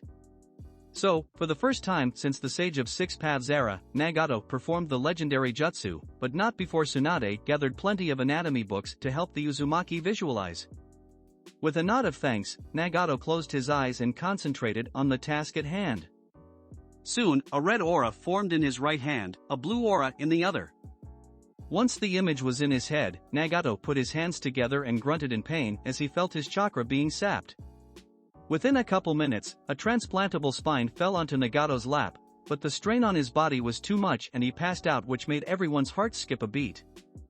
However, these worries were settled after a quick diagnosis from Tsunade confirmed that he wasn't dead. In the present, we find Nagato sitting at the Hokage desk with a smile on his face and a genjutsu to cover up his weak-looking frame. It was another thing Tsunade was trying to find a cure for. The reason for the smile? The back surgery was a complete success, and, thanks to his Uzumaki heritage and the healing powers of the Rinnegan, Nagato recovered quickly, though he still had twinges of pain every now and again. Enter. The Godame said calmly as a knock was heard on the office door. As it did, the Hokage couldn't help but groan internally at who it was. I told you, Tsunade-san, that I am more than healthy enough. I don't see why these checkups are needed. Pfft, just like Kushina, stubborn as hell. Tsunade said with a smirk as she walked to Nagato with her hands glowing green. Now be a good Hokage and let me do my job. Nagato audibly groaned this time as he let Tsunade do her thing, but after a minute, she nodded, seemingly pleased with the diagnosis. Your spine is healing up nicely, but I advise not doing strenuous activities for another week at least. Other than that, you have a clean bill of health. Thank you, Tsunade-san. Is there anything else you need? Nagato asked. The slug sage shook her head with a smile. Nah, though sensei wants to know how you enjoy the paperwork. Well, as Kami, I have 6 other people to do my work for me. Observe. With a puff of smoke and a smirk on his face, the 6 paths were summoned in the office and immediately began to do their assigned tasks. Seeing this, a tick mark formed on Tsunade's head. Will you quit with that Kami shit? Geez, ever since you got here it's Kami this and Kami that, ugh. The Sannin took a deep breath before continuing. Are you sure that's not a trait that comes with those eyes? Nagato simply smirked then laughed as Tsunade stormed out of the office. She was likely going to the bar to have a couple bottles of sake before heading back to the hospital. After the door closed, Nagato leaned back in the chair and sighed. After the coronation ceremony yesterday, he sensed multiple persons with varying emotions. Almost all the Konoha residents were overjoyed, though there were a select few that were nervous and filled with fear. To Nagato, this meant they were either spies or villagers who thought he would enact punishment for how they treated the Uzumaki heir. Although unnerved by this, he knew that enemies would think twice about going to war with the second coming of the Sage of 6 Paths. So, with a grin, the Godame Hokage got up from his seat and decided to roam Konoha. If they so wish to forfeit their lives, then they will know pain. If they so wish to fight Kami, then they will be humbled. Suna, Kazekage office. A knock on the door was heard which prompted the Kazekage to let the person enter. When they did, they bowed and hurriedly told him the newest report from Konoha. Kazekage-sama, a new Hokage has been appointed, and it was the former Amikage. The Kage's eyes widened before a grin formed on his face. Well, looks like the old monkey finally retired. And what a replacement he picked. After a pause for thought, he sternly continued. Send an envoy to Konoha immediately so that the treaty can be restructured and strengthened. The messenger bowed, at once Kazekage-sama. IWA. Anoki was in his office doing paperwork when a pecking noise at the window interrupted him. With a grunt, the Tsuchikage floated out of his seat and took the message from the bird before it flew off. After he unrolled it, what he read made his eyes widen as a myriad of emotions came forth. Shock, fear, hate, and these 3 were just the tip of the iceberg. I thought we wiped the Uzumaki out. First Kushina, then Naruto, and now this Nagato. The Kage released his frustrations by blasting his most recognized dust release technique through the window where the bird was at. Thanks to this, his guards rushed in to see the back wall of the office completely gone. Anoki-sama, are you alright? Apparently, that was the wrong thing to say as all those who rushed in flinched at the extremely pissed look on their Kage's face. Does it look like I'm alright? He took a deep breath to calm himself, but it didn't help. Send a message to Odo, tell that Snake I accept his offer. Kumo. Like in Suna, a knock interrupted him from his duties. As he let the person in, he groaned as it was his adopted brother Killer Bee. What now, Bee? A said in a gruff tone. Yo bro, the old monkey retired, that's no joke, but the replacement is no pushover bloke. A face palmed at the terrible rap, but he grinned at what it meant. So, the old coot finally had enough, so, who was the Godame? Deciding to forego his rap as this was serious, he spoke in a stern tone. The former Amikage. The office went silent before I asked his question. I'm sorry, did you say the former Amikage? Yo bro, that's what I said, get your ears checked out before you end up dead. Fool ya fool. Fuck. Was the simple defeated reply. After a tense silence, a sighed as he knew that he could not take up Orochimaru's offer. Send an envoy to Konoha, maybe we can set up a treaty of sorts. Hi.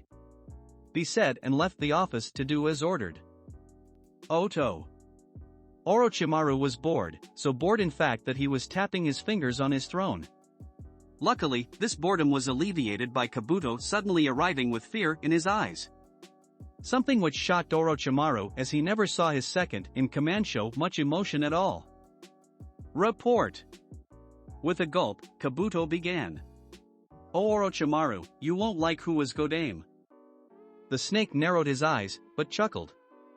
Coo, so sensei finally stepped down. And why would I be afraid as Tsunade likely took the spot?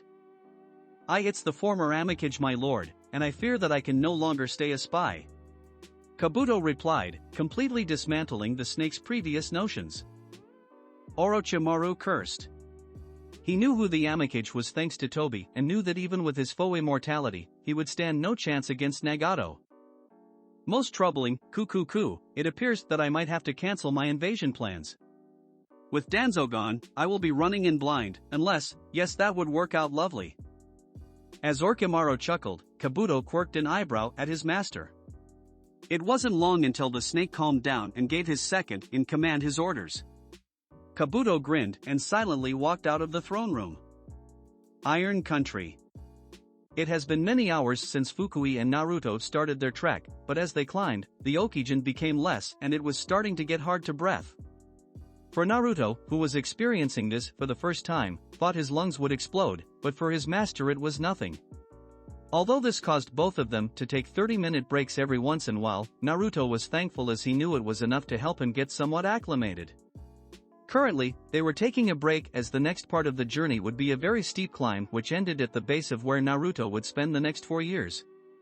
As Naruto sat down, he brushed some snow away to find a piece of burnt wood. Curious about this development, he looked around the area to see what could have been here.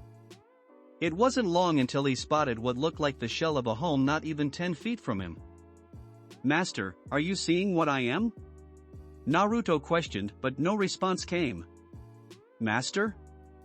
Naruto looked at his master with a questioned gaze, one which became a frown as he sensed his master in deep concentration.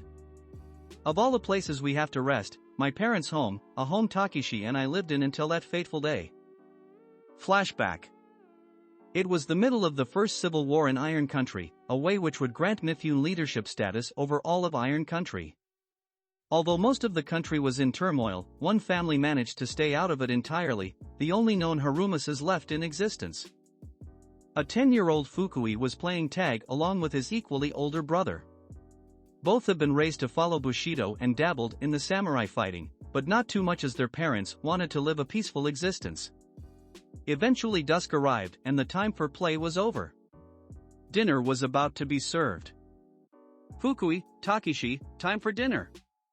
The mother yelled out the front door, then smiled as she saw her sons trying to race each other. The mother, Naomi, was just like her name implied, beautiful. She had a petite face, stunning emerald-colored eyes, shoulder-length, dirty blonde hair, and a fair complexion. The father, Kenshin, who recently walked up to Naomi, had black hair which was set in a topknot, a royal-looking face, coal-black eyes, and had tan skin. Fukui got to the door first, but it wasn't long until Takeshi caught up. I beat you Takeshi, Naya. You always beat me Fukui, no fair. Takeshi whined, only later sticking his tongue out at his brother. Okay you two, let's get you washed up and ready for dinner. Kenshin said as he held back his laughter at his son's antics. Dad, can you teach me more about our lineage and about the samurai? Fukui asked as he walked inside with his brother. I want to carry on our family name. Naomi and Kenshin looked at each other with worry. I know you want to, my son, but you, Takeshi, and I are the only Harumases left. He said in a sad, yet understanding tone. If you go into battle, then the chances of our line continuing would likely fall apart. Although 10 years old, Fukui read up and studied Bushido to the point where it would be near impossible for someone to sway him from the code of honor. The response his father gave did not sit well with him, as being a coward was not honorable, it was a disgrace. Being a coward is not what Bushido intended, father. Why can't you let me go my own path instead of keeping me prisoner in this home? Naomi sighed and closed her eyes. She knew that the past couple years has put a strain on Fukui and her husband's relationship. The reason for what was recently brought up. Kenshin palmed his face and brought it down with a sigh. Look, Fukui, I know what you wish for, but I am your father and you will do as I say. The son looked at his father with a hateful glare, one which he would regret for the rest of his life. Why? Because on this day, Fukui Harumasa would witness and be, what he thought, the sole surviving member of his clan. Just as another argument was about to erupt, the sound of breaking glass could be heard, followed by the smell of smoke, which prompted the Harumasa family to run to their rooms to get their belongings. However, this action would be for naught as flames started to engulf the wooden home.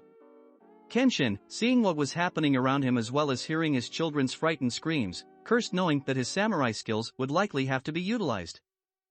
Damn rebels, they finally found our home. And now they torch it to try and lure us out. Fine, I will show them how a Harumasa dances. As Kenshin grabbed the katana from his room, he heard the scream of his wife and quickly went to the front door to see the rebels trying to kidnap her. Leave my mother alone! Takashi yelled and ran up to the rebels, only to get backhanded into the nearby wall. Fukui, who was just about to run and help, froze as he watched his brother slide to the floor in an unconscious state. His shock only being broken by his father's hand on his shoulder, an act which made Fukui look up into his father's cold, determined eyes. Go, my son, run to the main village and find your path there. Kenshin said, knowing his past actions had hurt Fukui greatly. I may not have been the greatest of fathers the past 2 years, but I will not sit idly while my family is being attacked. Fukui looked around and simply nodded before he ran out the back door and kept on running until he couldn't hear the sounds of fighting anymore. All the while, tears ran down his face as he remembered hearing his father's last words as he left his home. Goodbye, my son, remember that Naomi and I loved you both so very much. It would be almost a day later when the matron of the orphanage found Fukui and took him in. Not even a month later, Fukui was curled in the fetal position in the alley near the orphanage as the matron somehow forgot about him. He was locked out, cold, and hungry, and had nowhere to go. That was until a 25-year-old Mifune found the boy and gave him an offer that the Harumasa couldn't refuse. Flashback end. And that was 50 years ago. Almost 50 years until I knew what happened to my parents. Fukui sighed and wiped stray tears from his eyes. He knew that the time was now to tell Naruto why he trained him so hard. Master, are you okay? Naruto said worriedly. No, my student, but I will tell you the reason why. I will tell you about my past. The retired samurai stood and brushed the snow off his armor. Come, we will make camp in a few hours. Naruto dumbly nodded, and followed his master as they continued up the path. Many hours later, camp was set up, but Naruto could not get any sleep. How could he when he learned that his master's past was just as bad, if not worse, than his own? Eventually, Naruto found his eyes closing in fatigue and fell in a dreamless sleep. In Naruto's mind, however, Fukui's past struck a deep emotional chord with Kyubi. Perhaps I have been too harsh to the mortal, perhaps I have judged too quickly. Kyubi paused and looked at the forest in front of him with a smile. A test, yes, a test is what I will give my jailer when the time comes. With that, the beast went silent, but in the deep recesses of Naruto's mind Yami was still healing over his failure. Boo-hoo, I had a hard life, pathetic. When I heal fully, and when I find that special moment of weakness again. Yami chuckled evilly, then took a deep breath. You will be mine. It was the following day, and the journey to the mountain was a success. Although the goodbye was quick, which left Naruto all alone, he wasn't deterred in his search for a cave. Luckily, one was nearby which was filled with scrolls on various samurai techniques, some being that of which Mifune used in his repertoire. With a smile, Naruto started to unpack his bag.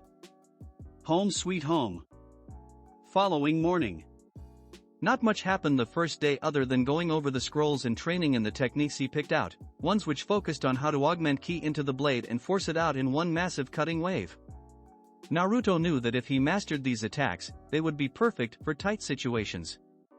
Currently, we find our blonde samurai on the cold rocky ground and about to get up from his sleep. As Naruto groaned and began to stretch, however, he felt a pressure on his chest. Confused, he slowly opened his eyes to see an Arctic fox laying on his stomach. Its blue eyes were staring into his own.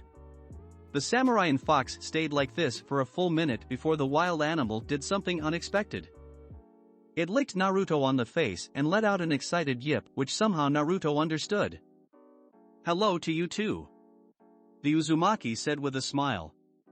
"Wanna tag along as I look around the mountains?" The fox yipped twice and jumped off of Naruto's chest where it started to run in circles before it sat on its haunches, patiently waiting. Naruto chuckled at this, then got up and gathered his equipment before he headed out. "Say Kyubi, any idea why I can understand this fox pup? Is it because of you?"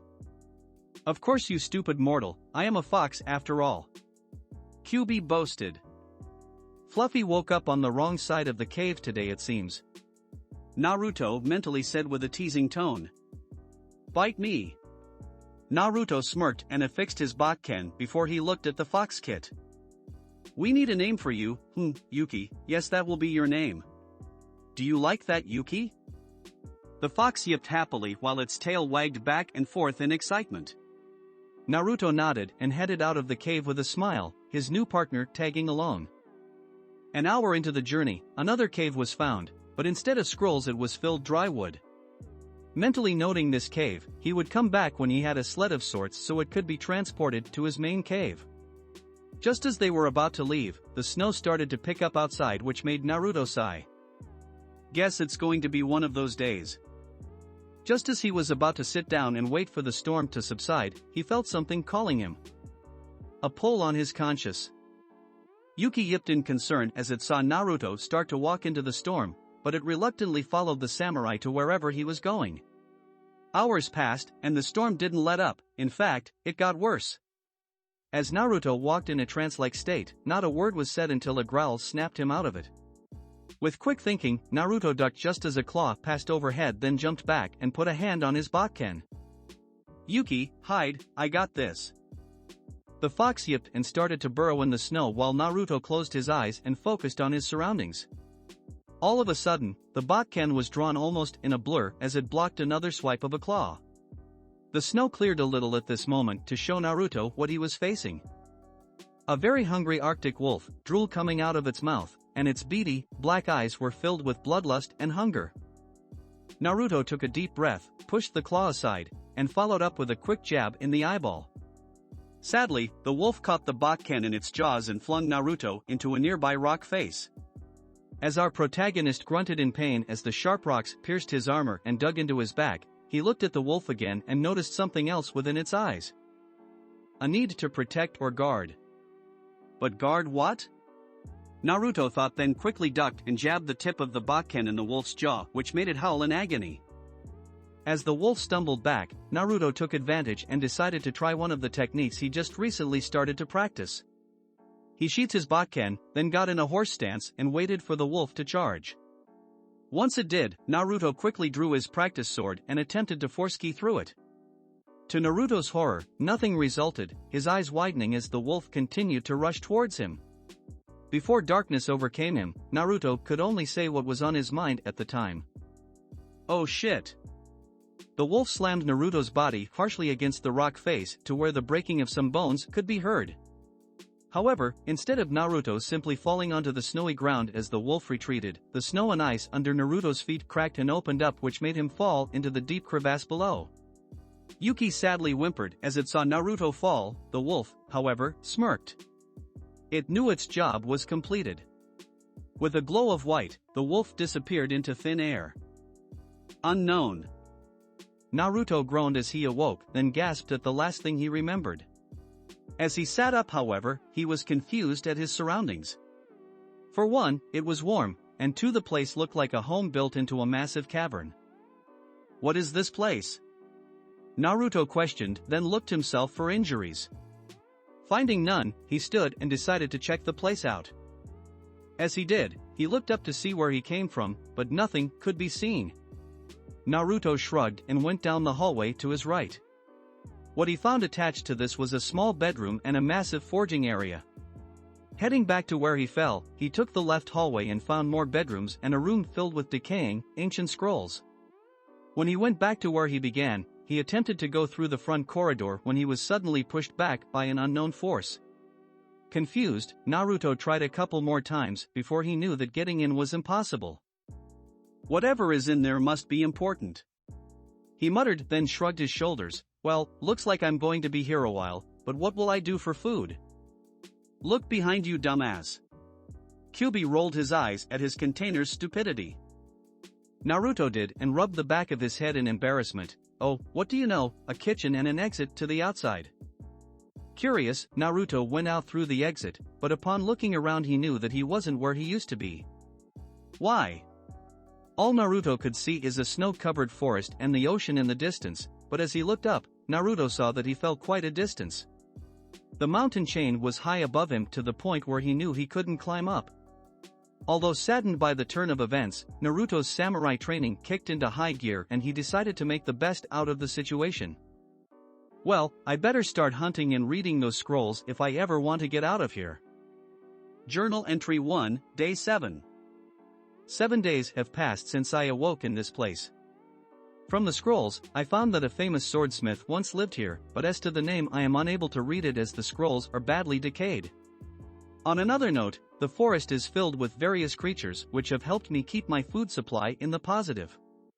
Kyuubi has not spoken to me in quite a while, which unnerves me. I wonder what the fox is up to. Speaking of foxes, I miss Yuki and wish for his or her company. Journal Entry 75, October 10th. I believe today is my birthday. I am now 9 years old. 3 more years before I head back to see Mifune and Master Hirumasa, that is if I can escape this place. The scrolls have not yielded any reason as to why I cannot access the barrier to the front corridor, nor has it told me who this mysterious swordsmith is. I cannot help but wonder if that is the answer to everything, the answer to who owned this place, to how I can escape. On another note, Kyuubi has started to chat more, and I am wondering as to why that is. A test perhaps, or maybe the bijou is just lonely. Time skip, Naruto's age 10. Journal entry after journal entry, Naruto wrote what was on his mind. He was currently munching on a piece of cooked deer while he looked over another one of the scrolls, the last one in the library to be exact. And still, nothing on this damn swordsmith. With a sigh, Naruto finished reading the scroll and put it back on the shelf. What can I do, Kyuubi? Nothing seems to get me past that barrier. Am I ever going to get out? The bijou snorted in amusement. Ever since they fell into this place, Kyuubi had started to grow attached to its jailer. Some samurai you are, afraid of dying. Naruto put his hands in his face, a face which resembled the Yondaime Hokage's, as all the training he did down here made him lose his baby fat. He was taller than average for a 10-year-old, and his mind was sharper than before thanks to having to fend for himself. I'm not in the mood for games, Kyuubi. Naruto mentally groaned. I just can't help but feel this swordsmith's name is the answer to everything. Check the forge and bedroom in that corridor again, maybe there's something you missed. Kyuubi shrugged as he laid down in his cave. I've searched that place from top to bottom ever since I started reading these scrolls, Naruto said, a frustrated sigh escaping his lips. And yet, nothing is there. Damn it, Naruto, either you check again or I will forcefully drag you in here and skin you alive. Kyuubi yelled in the hopes of getting his container back in a better mood. Not wanting that, Naruto got up and mumbled fine under his breath, which made the bijou chuckle. First, Naruto went to the bedroom, which had one bed and a simple desk. Like before, he checked the bed for any hidden compartments and, after 5 minutes of searching, he found nothing. Next was the desk, though for this one he was more thorough in his search. About 10 minutes in, there was nothing out of the ordinary until Naruto brushed against one of the sides of the desk. A protrusion was in the wood. Now why would that be there? Naruto said to himself, then decided to push. A click suddenly sounded, which made Naruto look up to see that a door on the top of the desk popped open.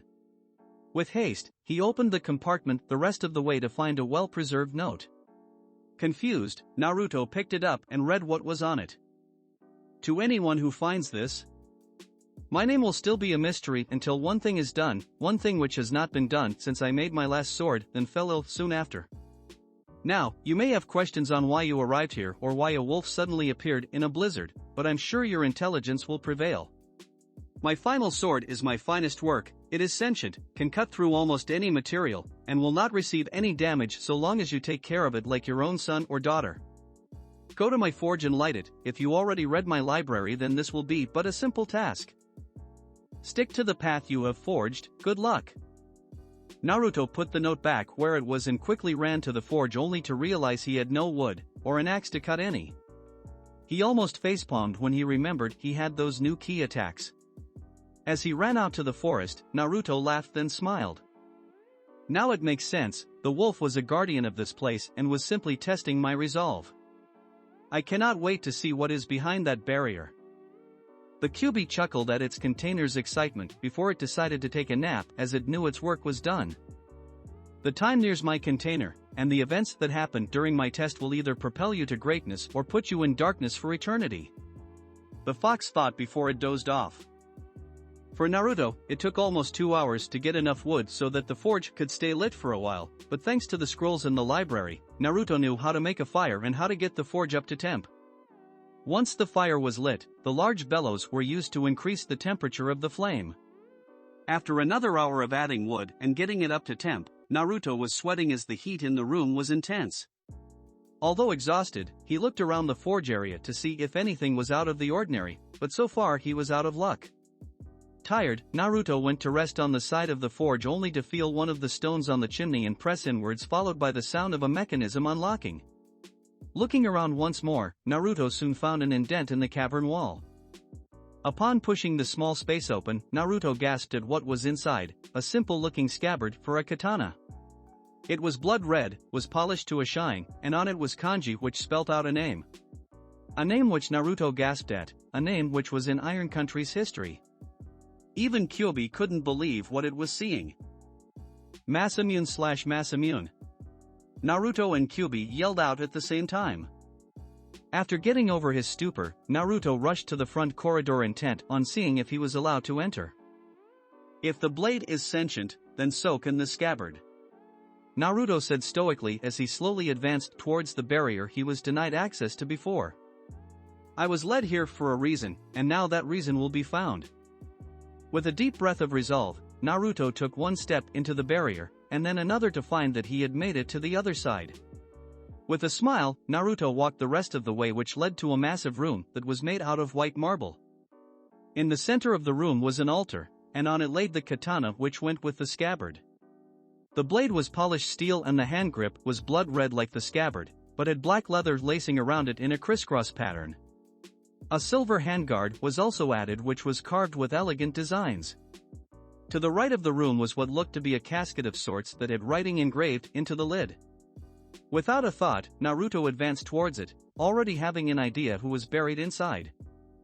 Here lies Masamune, one of the greatest swordsmith to live and a most beloved teacher of the samurai arts. May his soul rest in peace and enjoy everlasting harmony. Naruto kneeled down and placed one hand on the casket in prayer.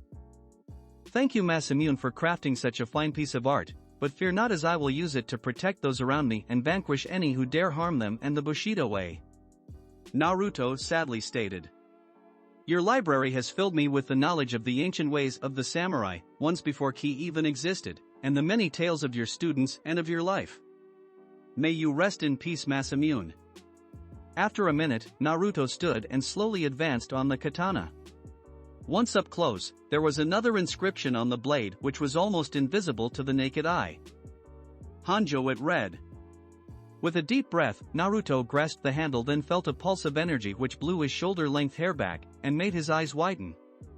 After what seemed like forever, which was a couple seconds in actuality, the pulse disappeared and a smile formed on Naruto's face. He sheathed the Hanjo Masamune and placed it next to his Bakken, but vowed not to use it until he was fully inducted as a samurai. Before Naruto could go back and search for another way out, a grating sound was heard to the left of the room which grabbed Naruto's attention. As he looked over, his eyes lit up as another door was opened, one which had stairs which went up the mountain. "Looks like we are finally getting out of this place, my furry friend," a relieved Naruto said. "So it seems, Naruto, but remember that a samurai never drops their guard," Kyuubi mysteriously replied, one that made Naruto's eyes narrow. "Are you implying something, Kyuubi?" The beast smirked inside his cave. Perhaps, perhaps not, you decide." With a huff of annoyance, Naruto went back and gathered his stuff, which included some of the food and the skins he collected over the time he spent here. All of this was put in 2 massive backpacks which Naruto made from multiple deer skins. Once Naruto started up the stairs, however, the mountain seemed to shake, which prompted the Jinchuriki to look behind him. With tears in his eyes, Naruto watched as Masamune's home collapsed in on itself. It was then that the true implications hit Naruto. He was the last to read about the ancient samurai, and the last to see where the great Masamune lived. To top it off, he was the one chosen to carry the final blade the master ever crafted. Gripping the handle of Hanjo with a stern and determined look in his eyes, Naruto ascended the stairs and vowed to do 2 things. One was to keep the legacy of Masamune alive by wielding his finest blade, and the other was to ensure that the ancient history of the samurai was not lost to the sands of time. Chapter 8. Journal Entry 285, 6 months since the discovery. 6 months it has been since I found Masamune's blade, and what a 6 months it has been. Once I exited the stairwell, which was hidden behind a false stone at the top of the mountain. I had to descend a little before I finally arrived back at my cave. Surprisingly, Yuki was there sleeping on the scrolls, like a guard dog, I meant fox. She was surprised to see me and happily yipped and gave me all the attention in the world. My training in the samurai arts still continues, and I have even started to pick up on the ways of old, as was stated in Masamune's library. It is strange really, to know that I can diminish my ki to almost nothing. Do you know how empty, how unprotected and alone it feels when this happens? To me, the samurai have grown complacent with this source of power in order to make up for what they lost when the shinobi came. If I do become leader of Iron Country, a place which I am starting to call home, the ways of old will be taught once again. On another note, Kyuubi has been quite the nag lately. For one, the fox is being particularly nice to me, which I find rather distracting. Has my guard diminished though? No. For I am a samurai, and one who loses their guard is dealt a swift death. Naruto waited in the trees with his bow drawn. One eye was closed, the other was affixed on its target. The string of the bow was pulled up to the back of his right ear. Naruto slowed his breathing and slowly adjusted his trajectory, then waited until the wind died down. He timed his heartbeats so that he could shoot in between them. With a very silent twang, the arrow was launched at its target. A small squeal in the distance signaled that the target had been hit. With a nod and a smile on his face, Naruto jumped out of the tree he was in and prayed to the rabbit he had just killed. I thank you for supplying me the food I need to survive, may you rest peacefully. It was then that Yuki trotted up with the fresh kill in her mouth, where she dropped it at Naruto's feet, then yipped, a smile forming on her face. Yes, Yuki, you will get the innards and the bones to gnaw on, Naruto said as he took the arrow out of the body before putting it in the quiver on his back. After all, no part of the animal can go to waste. As he put his bow on his back, then took out his skinning knife from his bag, Naruto heard whispers which traveled thanks to the wind. Curious, he told Yuki to check it out before he decided to try and get close. Said Fox nodded and ran towards the 2 figures, doing her best to act like a wild animal foraging for food. Aside from the minor mishap almost 3 years ago, everything is on track. We are ready to commence the attack whenever you please, Toby, Takashi said to the man in front of him, a stoic look on his face. Good, but to rush in now would leave the boy on the mountains unaware of his master's demise. A demented smirk formed beneath the orange, spiraled mask. You want him at his weakest, yes? Takashi nodded in response, which made Toby's smile even wider, and his Sharingan to spin wildly. Hi, I would like to see my brother's shocked face as I ram my katana through his heart, much like he did to his wife. Any other talk was halted as they saw an Arctic fox hop out of the woods and stop near them where it started to dig for food. After a couple minutes, Yuki scampered off as it got all it needed from the tree line. With a shrug, not thinking much of it, the conspirators started talking once again. Meanwhile with Naruto, he put the now skinned rabbit in an empty pouch on his side just as Yuki came into view. As the fox yipped what she heard, Naruto's eyes went cold and his body tensed, his right hand gravitating towards the Hanjo without pause.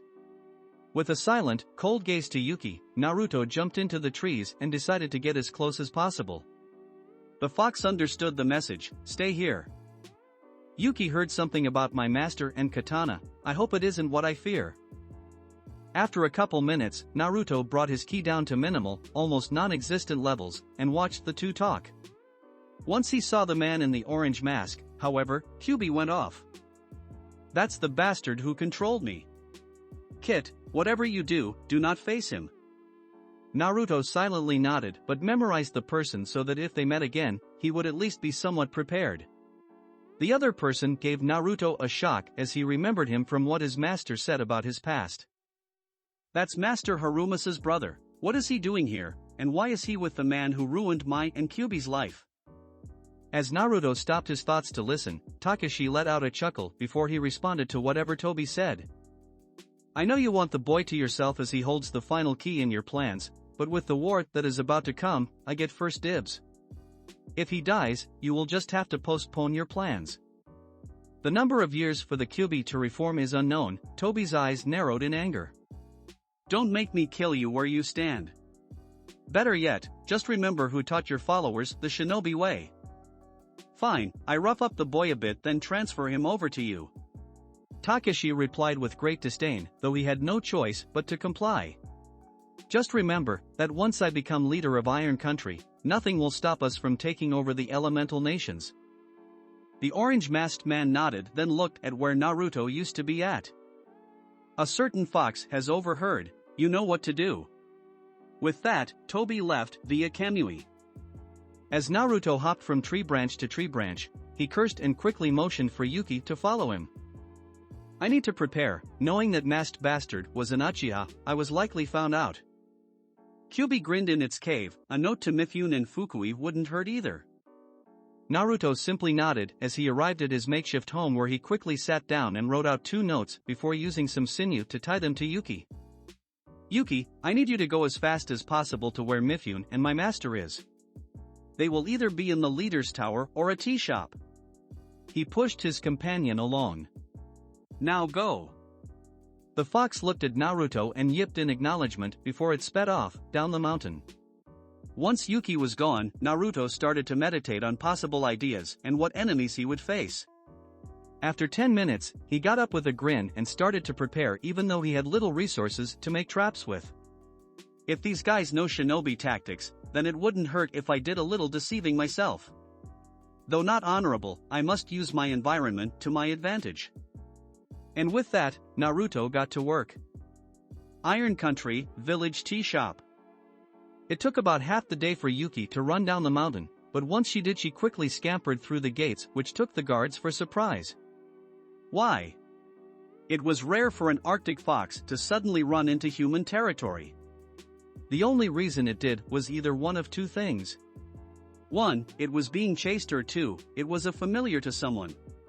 The guards, not taking any chances, nodded to each other and stood at the ready just in case.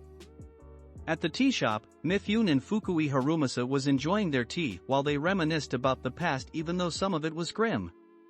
As they did, a small commotion at the front of the store almost made them spit out their tea.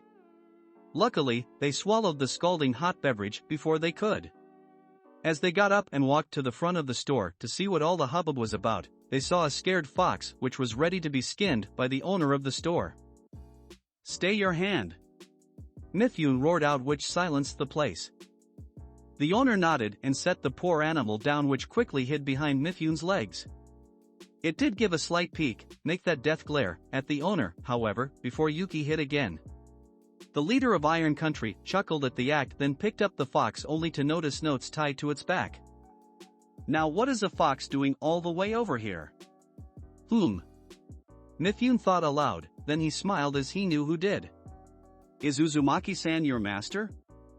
Yuki cocked her head in confusion, which made the patrons go ah at how cute she looked. Fukui interrupted with a smile. My master meant to say Naruto. Fukui interrupted as he petted behind the fox's ears. Was he the one who sent you? Yuki, although enjoying the ear rubs, nodded and yipped, which prompted Mifune to take the two papers. Once the elder put the fox back on the ground, it instantly sat on its haunches and waited patiently. Mifune Dano. This message is of the utmost importance. While hunting, I saw two persons talking to each other. One was my master's brother, the other was a man in an orange mask. I know who this masked person is, but due to safety I will not divulge what I know until I return in a year and a half. What I can give is that Takashi is planning to take over Iron Country and to change the way of the samurai. I will give you more details when I return, but I will end with this. Underhand tactics bring no honor. The fox in the snow. Fukui, who read this over Mifune's shoulders, subconsciously started to rub his temples as this whole situation was one big headache. Well, this is just great, and I know what those last 5 words meant. Did you master? Mifune nodded, then folded the note up again. Yes, and to think that someone has taught those tactics to the samurai. His anger-filled words put the patrons on edge. All of them are traitors and will be dealt with in the highest degree. After a pause, Mifune told Yuki to head back to Naruto with the message that they have received it and will act accordingly. Once gone, the other message was about to be opened until they saw it was labeled Sandame. Deciding to send this later, Mifune motioned for his old student to follow as an emergency meeting had to be held. It was time for the commanders to gather once again. It didn't take long to organize the entire council, as there was 3 people, for if Harumasa was included. All wore the standard Iron Country armor minus the helmet, except Mifune and Fukui, who decided to wear traditional samurai armor like Naruto's. The only difference was his was an olive green color while Fukui's was a dull red. In the middle of the room was a circular oak table with simple oak chairs around it. Although the room was Spartan in design, it had many maps posted on the walls. These maps were highly detailed ones of Iron Country and of the elemental nations if they ever had to break their neutrality. One thing to note was the room had no windows and had a very heavy wooden door and reinforced walls so that no eavesdroppers could hear what was happening inside. One by one, the commanders came in and promptly sat down, but not before they bowed to Mifune and Fukui Harumasa in respect. The first to come in was the same age as Mifune, but despite his age he looked very healthy. He stood almost 6 feet tall, had a slightly muscular frame, and a royal-looking face. His skin was tan, adorned with various wrinkles and liver spots, and had a nasty scar which went across his nose like Irika's. His hair was salt and pepper and tied in a topknot. This man was Hiroto Fujiwara, a veteran of both the First and Second Civil Wars. The next to enter was about Harumasa's age and height. His hair was black and set in a topknot. His skin was fair and seemingly unblemished, but if one looked closely, they could see the start of the aging process as wrinkles were beginning to develop. Like Hiroto, he too had a royal-looking face and, in all honesty, looked fit to be a daimyo rather than a samurai commander. This man was Takuma Akahoshi, a veteran of the Second War, and one who fought side by side with Fukui. The last to enter was the youngest of them all. He was 50 years of age and was of small stature, but don't let that fool you. For a short guy, he was well built and had a defined jawline with various scars on his face. Like the others in the room, his eyes were coal black, but there was one difference. His eyes looked like they were staring into someone's soul. Although he only saw the end of the Second Civil War and had to get put on medical leave due to surviving an explosion, hence the scars on his face, he was a well-respected samurai. This man's name was Hideki Shimazu, aka the Shinigami. Mifune cleared his throat once everyone got settled. Fellow samurai, we have known about the tensions in our snow-covered mountains not long after Fukui Harumasa retired, but now those tensions have given rise to another civil war. Mifune stated in a somber tone, then pointed to the paper that was being passed around. That message you have just read was by our newest samurai in training. My student, if you would do the honors? Fukui bowed and thanked his master before he began the tale about how he met Naruto and how his training has gone, up until the mountains, that is. Right now, my student is taking the last of his training on the mountains and I have no doubt that he will help lead us to victory. Fukui stated, but clarified one point in particular. Yes, his darkness is still present, but we have all fought our inner self, have we not? And in a war no less. The three commanders nodded with a grim smile on their face, but it was Hiroto who brought up his concern. His voice was deep yet gravelly sounding. The Akuma no Senshi, eh? Quite a befitting moniker for the boy, but perhaps you are giving your student too much credit. Hiroto said, concern evident in his deep, yet gravelly voice. The strongest of the 9 dwells within the child, and I fear that he will sooner turn on us than the enemies before him. Silence your tongue, Fujiwara Dano. Hideki interrupted before Fukui and Mifune could go off. Though he was agitated, his soft yet deep voice made it hard to tell. We haven't even met this boy and he already brings us an advanced warning of what is to come. Yet, you wish to squander our hope of making short work of this civil war? Takuma huffed and crossed his arms across his chest, obviously not pleased with his fellow commander's rash judgment. To change topics, what troubles me is this masked man who possibly taught Takeshi's followers the shinobi way. Takuma gave a heated glare to Fujiwara.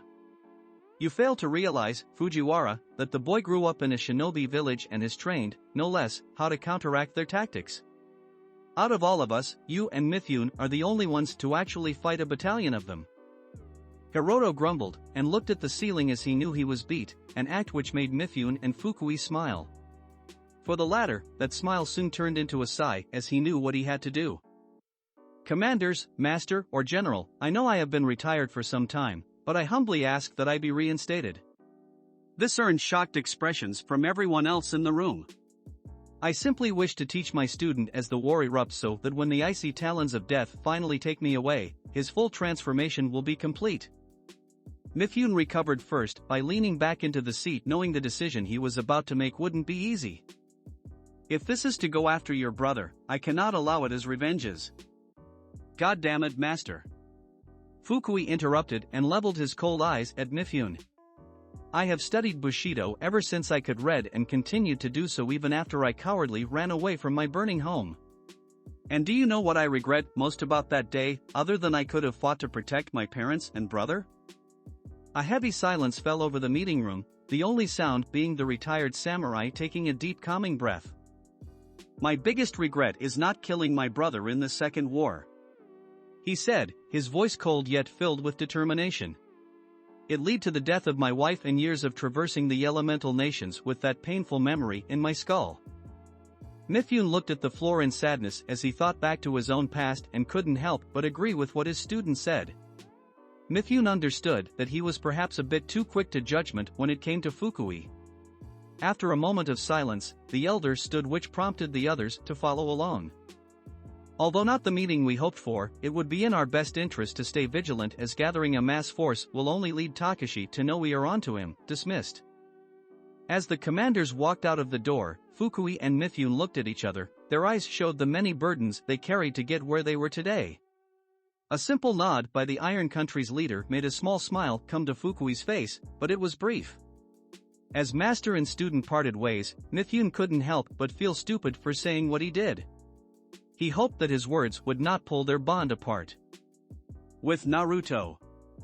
Naruto double-checked that everything was set before he double-checked his bow and the arrows he made. Nodding in satisfaction, he made sure his armor was secure and that his swords were on his right side. Just as he was about to stay in the cave and wait, Naruto's instincts told him otherwise. Remembering his master's teachings, Naruto followed them and climbed the rocky face of the mountain once he was out of the cave, while Yuki burrowed in the snow for protection and as a distraction if needed. Although it took almost 30 minutes to get to a spot where he could get a good shot off, Naruto smiled as he sat down on the flat rock which overlooked his cave and the forest below. Not even 5 minutes later, voices could be heard followed by the crunch of snow. Taking a deep breath, Naruto scanned for signatures just as the sun began to set behind him. 1, 2, 3, 4, well shit, this could be a problem. 10 on 1. Before Kyuubi could retort, Naruto smiled, a worthy challenge, let's see how far I've come. Currently, the group was arguing about Naruto's whereabouts as they couldn't sense his signature, which made Naruto let out a small chuckle, and mentally thanked Masamune's scrolls for the key training. Soon, the group was in range, which made Naruto's eyes narrow in determination. Taking an arrow from the quiver on his back, the one he made from live tree branches, deer hide, and sinew a month after he returned from Masamune's home, he notched it and pulled the string behind his right ear. Like hunting, Naruto made sure his aim was true, that the wind had died down, and his heartbeats were counted. Ba dump. Ba dump. Ba dump. Ba dump. Ba dump. Ba dump. Ba dump. Twang. Ba dump.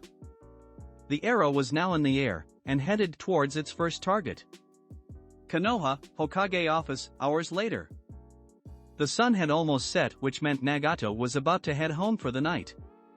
Just as he was about to leave the office, however, a pecking at the window caught his attention. After letting the bird in, he took the message off of its leg before shooing it away. After seeing Sandame written on it, he had one of his paths fetch Hiruzen. It wasn't long until a puff of black smoke signaled that he arrived. You called Nagato? Hi Sandame Dano, this came in for you and I suspect it is from Naruto. The Godame said as he passed the Sarutobi the letter, whom quickly snatched it up. Being the first message he had received from his surrogate grandson since he left, Hiruzen made sure to read it aloud so that the other Uzumaki could hear. Hey Gramps, man, it feels weird not being formal. Anyway, I am sorry that I haven't sent you updates, but I have been busy training up on the mountains of Iron Country. I am alone, but have an Arctic fox called Yuki for company. This will likely be the only message you receive from me, I'm afraid, as the war drums are beginning to beat. Don't worry about me, I will make it out okay. But, in the off chance I do not, know that I fought and died with honor. Also, at your request, I would like to be buried here in Iron. Though I am an Uzumaki at heart, Iron Country is now my home. Both occupants in the office sighed and shed a few tears of joy. After they wiped them away, they gave each other a smile. Naruto has sure grown up in those 2.5 years, huh? The Sandame stated, which earned a nod from Nagato. Hi, and I hope he comes out of the war alive. Indeed. Hiruzen started, but then turned to more serious matters. How has the treaties with Suna and Kumo gone? Nagato smiled, passed. It wasn't hard really. I show them my 6 paths, and strike the fear of Kami into their hearts, it really quickens the process. The Sandame chuckled at this, then thought about the changes to the academy ever since Nagato was put in office. The academy still had a graduation age of 12, but now the students were doing D-rank missions and rotated with various sensei. These sensei taught them chakra control up to water walking, helped them find their elemental affinity, and taught them a few element-based ninjutsu as well as other necessary ones. Some sensei were specialized in taijutsu, others in kenjutsu, and Jiraiya actually started a few ninjutsu program for those interested. For those that have certain specialties, having the qualities of a medic for example, they would be put in an apprenticeship program after graduation. The reason for this? Nagato knew that Tobi was a powerful enemy and thus wanted his village to be prepared. The two Kage talked well into the night about making improvements to the village, about the past, or any topic worth interest. Although they chatted, their mind was focused on one person in particular. Naruto Uzumaki, the Akuma no Senshi. Naruto, hours before. The arrow was now in the air, and headed towards its first target. Naruto did not hesitate to get another arrow ready, however, as he knew they could knock them out of the air. Luckily the first one hit its mark. The person to the right of the leader of the group suddenly stiffened and fell to the ground like a wooden plank. The cause of death? An arrow in between the eyes. The sight of one of their own dying so suddenly made the group scatter into the small forest behind them. They hoped the cover was enough, but, unknown to them, it was the worst possible decision. Naruto aimed to where most of them went, to the right, and fired his arrow into the woods where he set up a simple tree branch trap with some sinew. Although a small target, Naruto's arrow managed to sever the sinew, which sent a branch careening towards 2 of the members. One managed to jump in time while the other was sent flying through the air. Naruto took advantage and quickly notched another arrow and fired. The aim was true and pierced the man through the Adam's apple. Sadly, that is where Naruto's luck ran out. A shout of great fireball was heard, followed by incoming heat. Calmly, Naruto unsheathed his Bakken, held it in front of him, added ki to it, then stood in a horse stance. The fireball hit the enhanced Bakken, which made the elemental attack split in two. Although surprised at this development, the 5 men continued to rush in to intercept Naruto. As the two halves of the fireball slammed into the side of the mountain, the cracking of ice and hardened snow was heard, which prompted Naruto to get ready. Soon enough, an avalanche was headed towards him. Adding ki to his feet, Naruto jumped just as the avalanche ran over his position. The 5 attackers' eyes widened and tried their best to run down the mountain to avoid it, but alas, they were crushed under the massive weight of the snow. For our samurai, he simply used the snow as one massive wave and surfed to where his cave was at. I give it a 10. Kyuubi suddenly proclaimed, which made Naruto smirk. Thanks, Fluffy. As the Bijou grumbled about his nickname, Naruto had to block a punch to his abdomen. Using this, Naruto vaulted over the assailant, then kicked him in the back of the head. Capitalizing on the stumble, Naruto twisted around, added ki to his right hand, and performed a jab like Kakashi's lightning blade. Naruto's hand missed the intended target, but he did manage to amputate the attacker's right arm, which started to bleed profusely from the stump. How? He stuttered out as the man held where his arm used to be. When one knows the extent of their ki and of their blade, one can use almost anything as a weapon. Naruto replied in a battle-hardened tone, an emotionless smirk on his face. Sensing a person behind him, Naruto ducked and let the man's comrade stab him in the heart. I will fucking murder you. The attacker, enraged at what this boy made him do, tried to slice Naruto to bits. Naruto sighed as he dodged the strikes, but he soon had enough. He got into the man's guard, grabbed the wrist which held the blade and broke it. After taking the sword, he quickly stabbed it in the man's heart, and left the blade inside the body as it fell. Only one left. Naruto looked at his surroundings. Now where is he? Just as he said that, a harsh punch to the face sent Naruto flying. Luckily, he recovered with a backflip. After he cracked his neck, he sought his attacker, who looked a lot more battle-hardened than the other guys. I congratulate you on defeating my peons, but know that you will die here today. Naruto decided to play along, and yet your master says otherwise, am I correct? Although shocked by how this kid knew, the leader recovered quickly. I guess you're right, but you know, I just don't give a shit.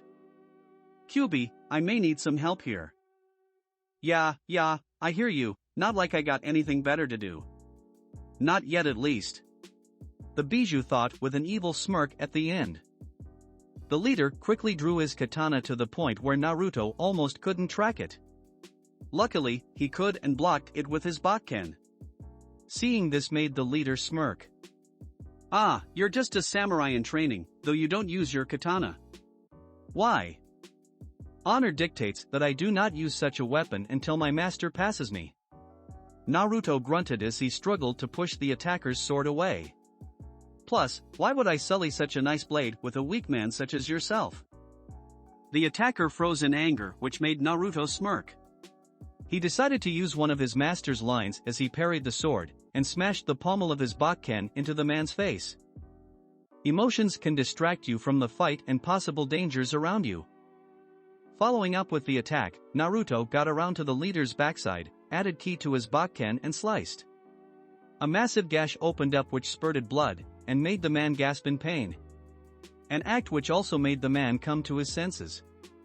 Just as Naruto was about to end it, he was hit with an unknown blast of wind which made him fly into the nearby forest. Quickly standing, he attempted to search for the man only to get punched in the face and the stomach before being grabbed by the neck and slammed onto a tree. After shaking his head from the blows, Naruto stood and quickly parried a sword strike but was unprepared for a clone to come up and kick him in the side of the head. Thanks to this, Naruto was stabbed in the stomach which made him puke out blood, even more so when it was twisted sideways. So kid, you have any last words? The demon is going to have some fun now. Naruto said with a slight chuckle as blood trickled down the corner of his lips. The leader was not prepared for a sudden energy spike in Naruto and was promptly flung backwards, the sword still embedded in Naruto's stomach. As the red aura increased, the leader mumbled the same words the root agent did. Akuma no Senshi. With a grunt, Naruto pulled the blade out of his stomach and, to the horror of his attacker, the wound healed almost instantaneously. Nice sword. Naruto stated with a feral grin, but was still in control. Mind if I use it? The man whimpered and backpedaled to a nearby tree. Stay back, please, I'm sorry, just leave me alone.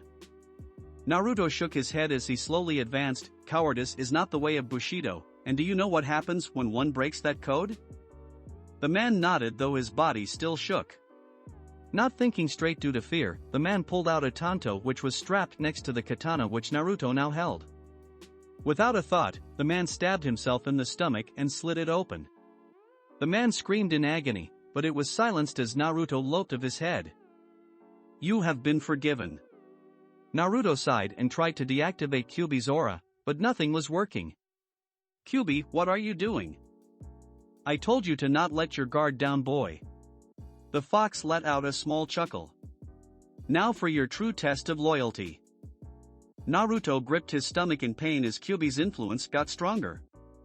Thinking quickly, Naruto grabbed his Botkan, sheathed it, and then ran back to his cave just as Kyuubi's influence was too much for him.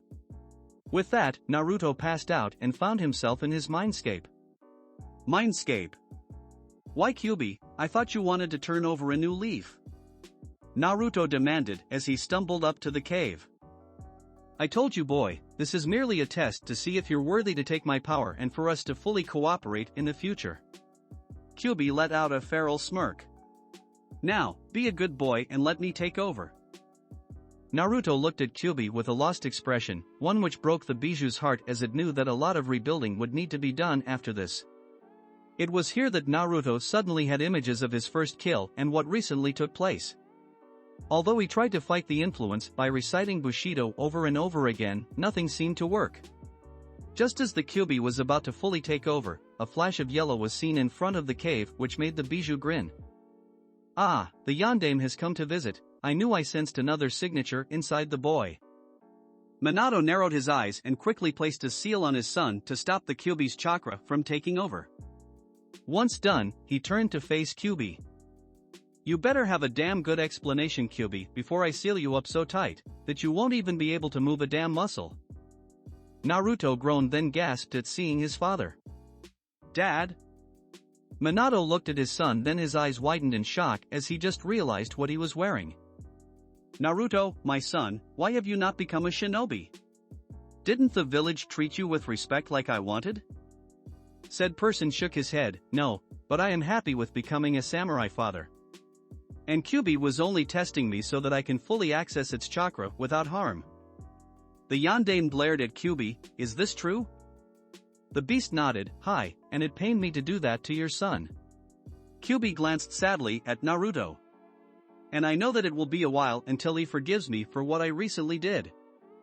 Shocked at the compassion the Biju spoke with, Minato couldn't help but start to believe his words. Son, what is your wish? Minato said, making sure that Kyuubi's words were believable. The decision is up to you. Naruto smiled at the calm tone his father spoke in, yes. It might take me a while to trust Kyuubi again, but I do believe its words. Plus, if this will help me win the upcoming civil war in Iron Country, then please Dad. Let me do this.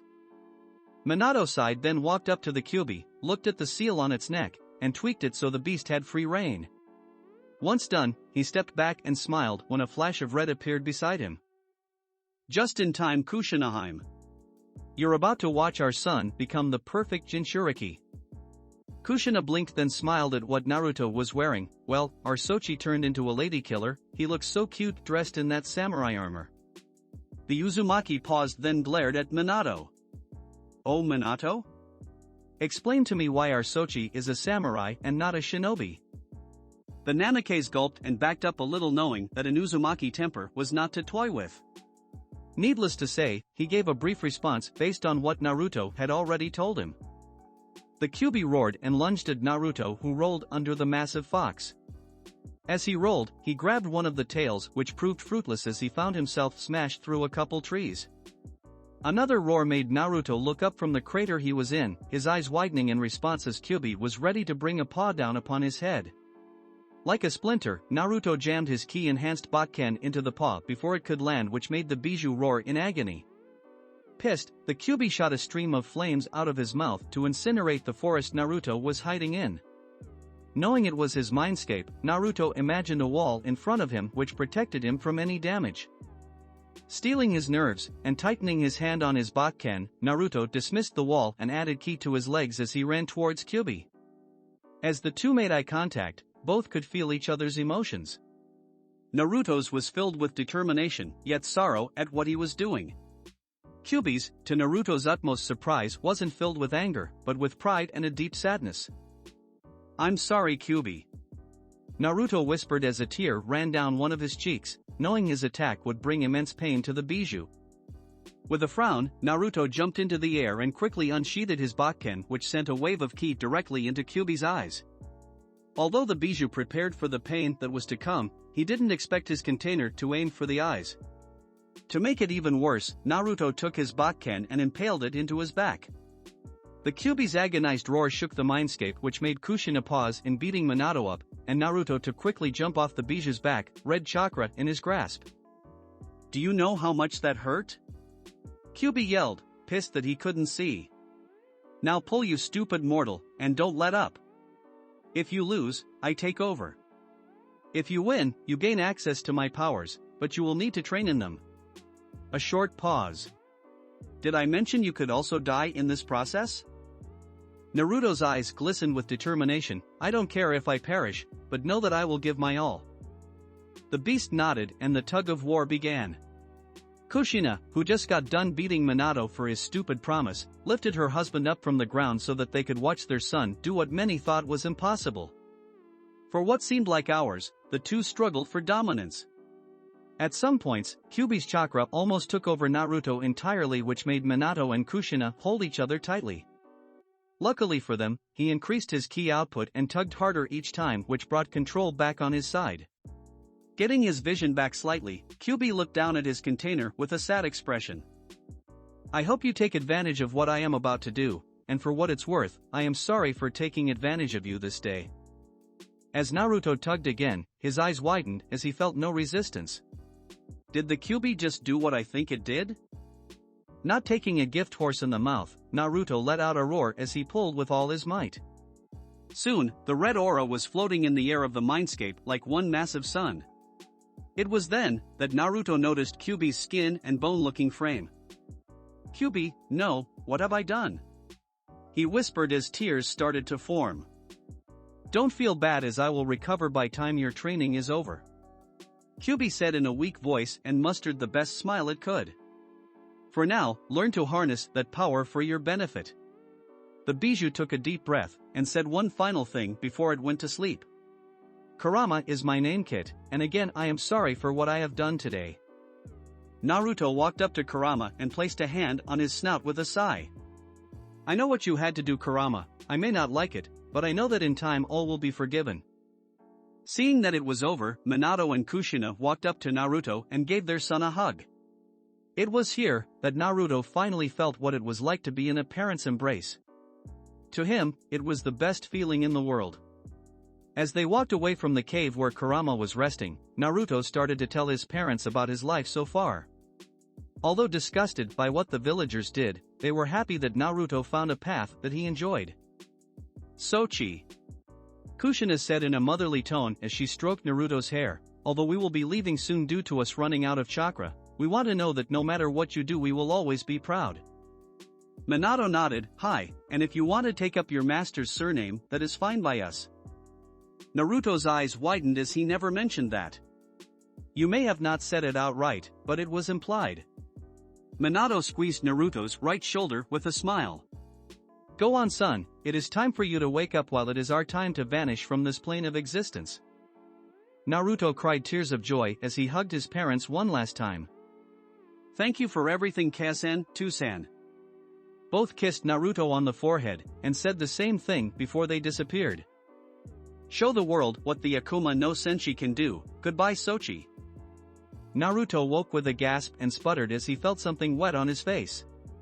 As he looked to his right, he saw Yuki licking him in concern, which brought a smile to his face. Seeing that Naruto was okay, the fox yipped and jumped into his lap, which prompted Naruto to laugh and pick Yuki up. Yes, Yuki, I am completely fine. In fact, I feel like a part of me has been completed, a certain void has been filled. Meanwhile in Takeshi's hideout, he felt the ominous chakra of the Kyuubi and shuddered in fear. Could I have awoke the sleeping dragon? Kami, help us if I did. Time skip, year and a half, Naruto is age 12. The final part of Naruto's training was the most difficult and taxing, and it was all thanks to trying to learn how to control Kurama's chakra. Although hard, the training did pay off as Naruto trained his body and mind to exhaustion every day with his demon cloak activated. Due to this, Naruto's physique had changed a lot. He was now 5 feet tall, had a well-built frame that wasn't too muscular, but was a perfect balance for his style of fighting. Naruto's jawline and facial features were just like his father's, and the whisker marks on his cheeks darkened a little, which made them stand out. His hair, when not in a top knot like it is now, looked exactly like Minato's, but there was one difference. Thanks to gaining control of Kurama's chakra, Naruto now had red streaks in his hair. Currently, he was packing up to descend the mountain, which Yuki was glad to help with. Instead of Harumasa's armor on his person, Naruto wore a crude set of leather armor which he made from the many hides he has gathered over the years. So Kit, ready to get off this mountain and finally become a true samurai? Naruto nodded with a smile. This was another thing that was worked on while training. Kurama woke up 6 months ago, and from then they rebuilt their relationship piece by piece. Now, Naruto and Kurama were almost inseparable and ready to show the world what they were made of. After a double check of his gear, Naruto smiled and motioned Yuki to follow as they started their descent. Instead of walking, however, Naruto added ki to his body and decided to sprint all the way there. Journal entry 375, 6 months after the Kurama incident. I have lost track of time, it seems, as I continue to work on controlling Kurama's chakra. Every morning, I get up, stretch, and then meditate to access the power of the fox. Once I do, I go as high as I can, then do physical exercise by scaling the steepest part of the mountain over and over again. I estimate that I can control about 25% right now, but I must be able to control this power fully before I return. These 6 months have also helped me reflect on why Kurama did what he did. I wish for the fox to wake so we can have a face-to-face. I think it is time I forgave him for his actions. Perhaps he will help me control the power which used to be his. Iron Country, Mifune's office, hours later. Mifune, Fukui Harumasa, and the commanders were all in the office waiting for their samurai in training to come down the mountain. Although it usually took a day to descend at civilian speed, everyone knew that Naruto would do no such thing.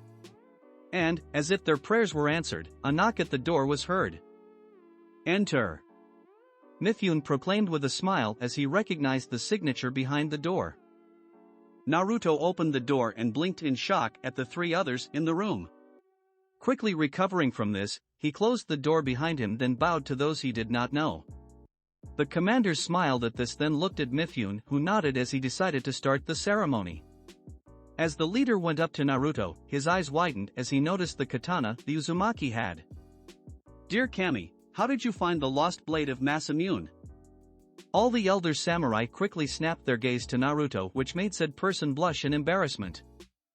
That will be a story for another time, but I believe we have more important matters to get to. Naruto's master nodded towards Mifune, who smiled and unsheathed his katana. Kneel, young Uzumaki-san, and bow your head low. Naruto did as told without fear. It was then he felt the katana being tapped on his shoulders. Naruto Uzumaki, by the power vested in me, I hereby enlist you as a samurai under my and your master's command. Naruto stayed in his kneeled position and thanked Mifune before he was told to stand. He looked into the Iron Country leader's eyes, which were stern and filled with pride. Mifune's tone was professional, yet stern. Before you take the next step in offering your services, you must perform a blood oath. Mifune ordered as he took his blade out of its sheath a little. Now, slice your hand upon on my blade and hold it up for all to see. Naruto did as told, not even flinching when the blade cut his right hand. As told, Naruto held it into the air and proclaimed his worth. I, Naruto Uzumaki, vow to follow Bushido, and to follow any order my general or master gives.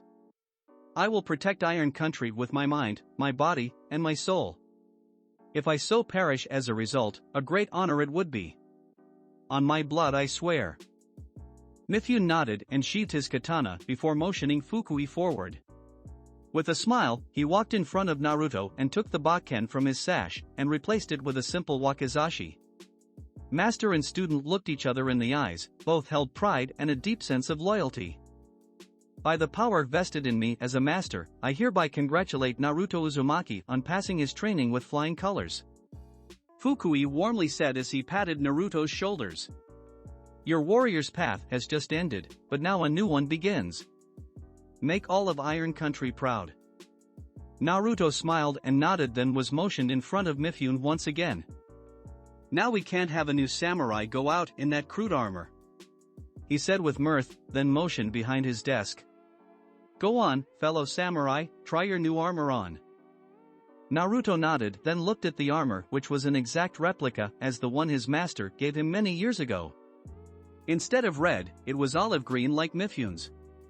As the armor was being put on, the elders clapped and patted Naruto on the back, which made him smile. Well, you did it, Kit. How does it feel? It feels like a burden has been lifted off my shoulders. Just as Naruto put the last piece of armor on and was to turn and talk to the elders, the whole tower suddenly exploded in a massive fireball which put the entire village in shock as they knew of what was going on today. Many questions now filled their minds, however, one such question was the biggest of them all. Did the occupants live, or did they perish in the fire?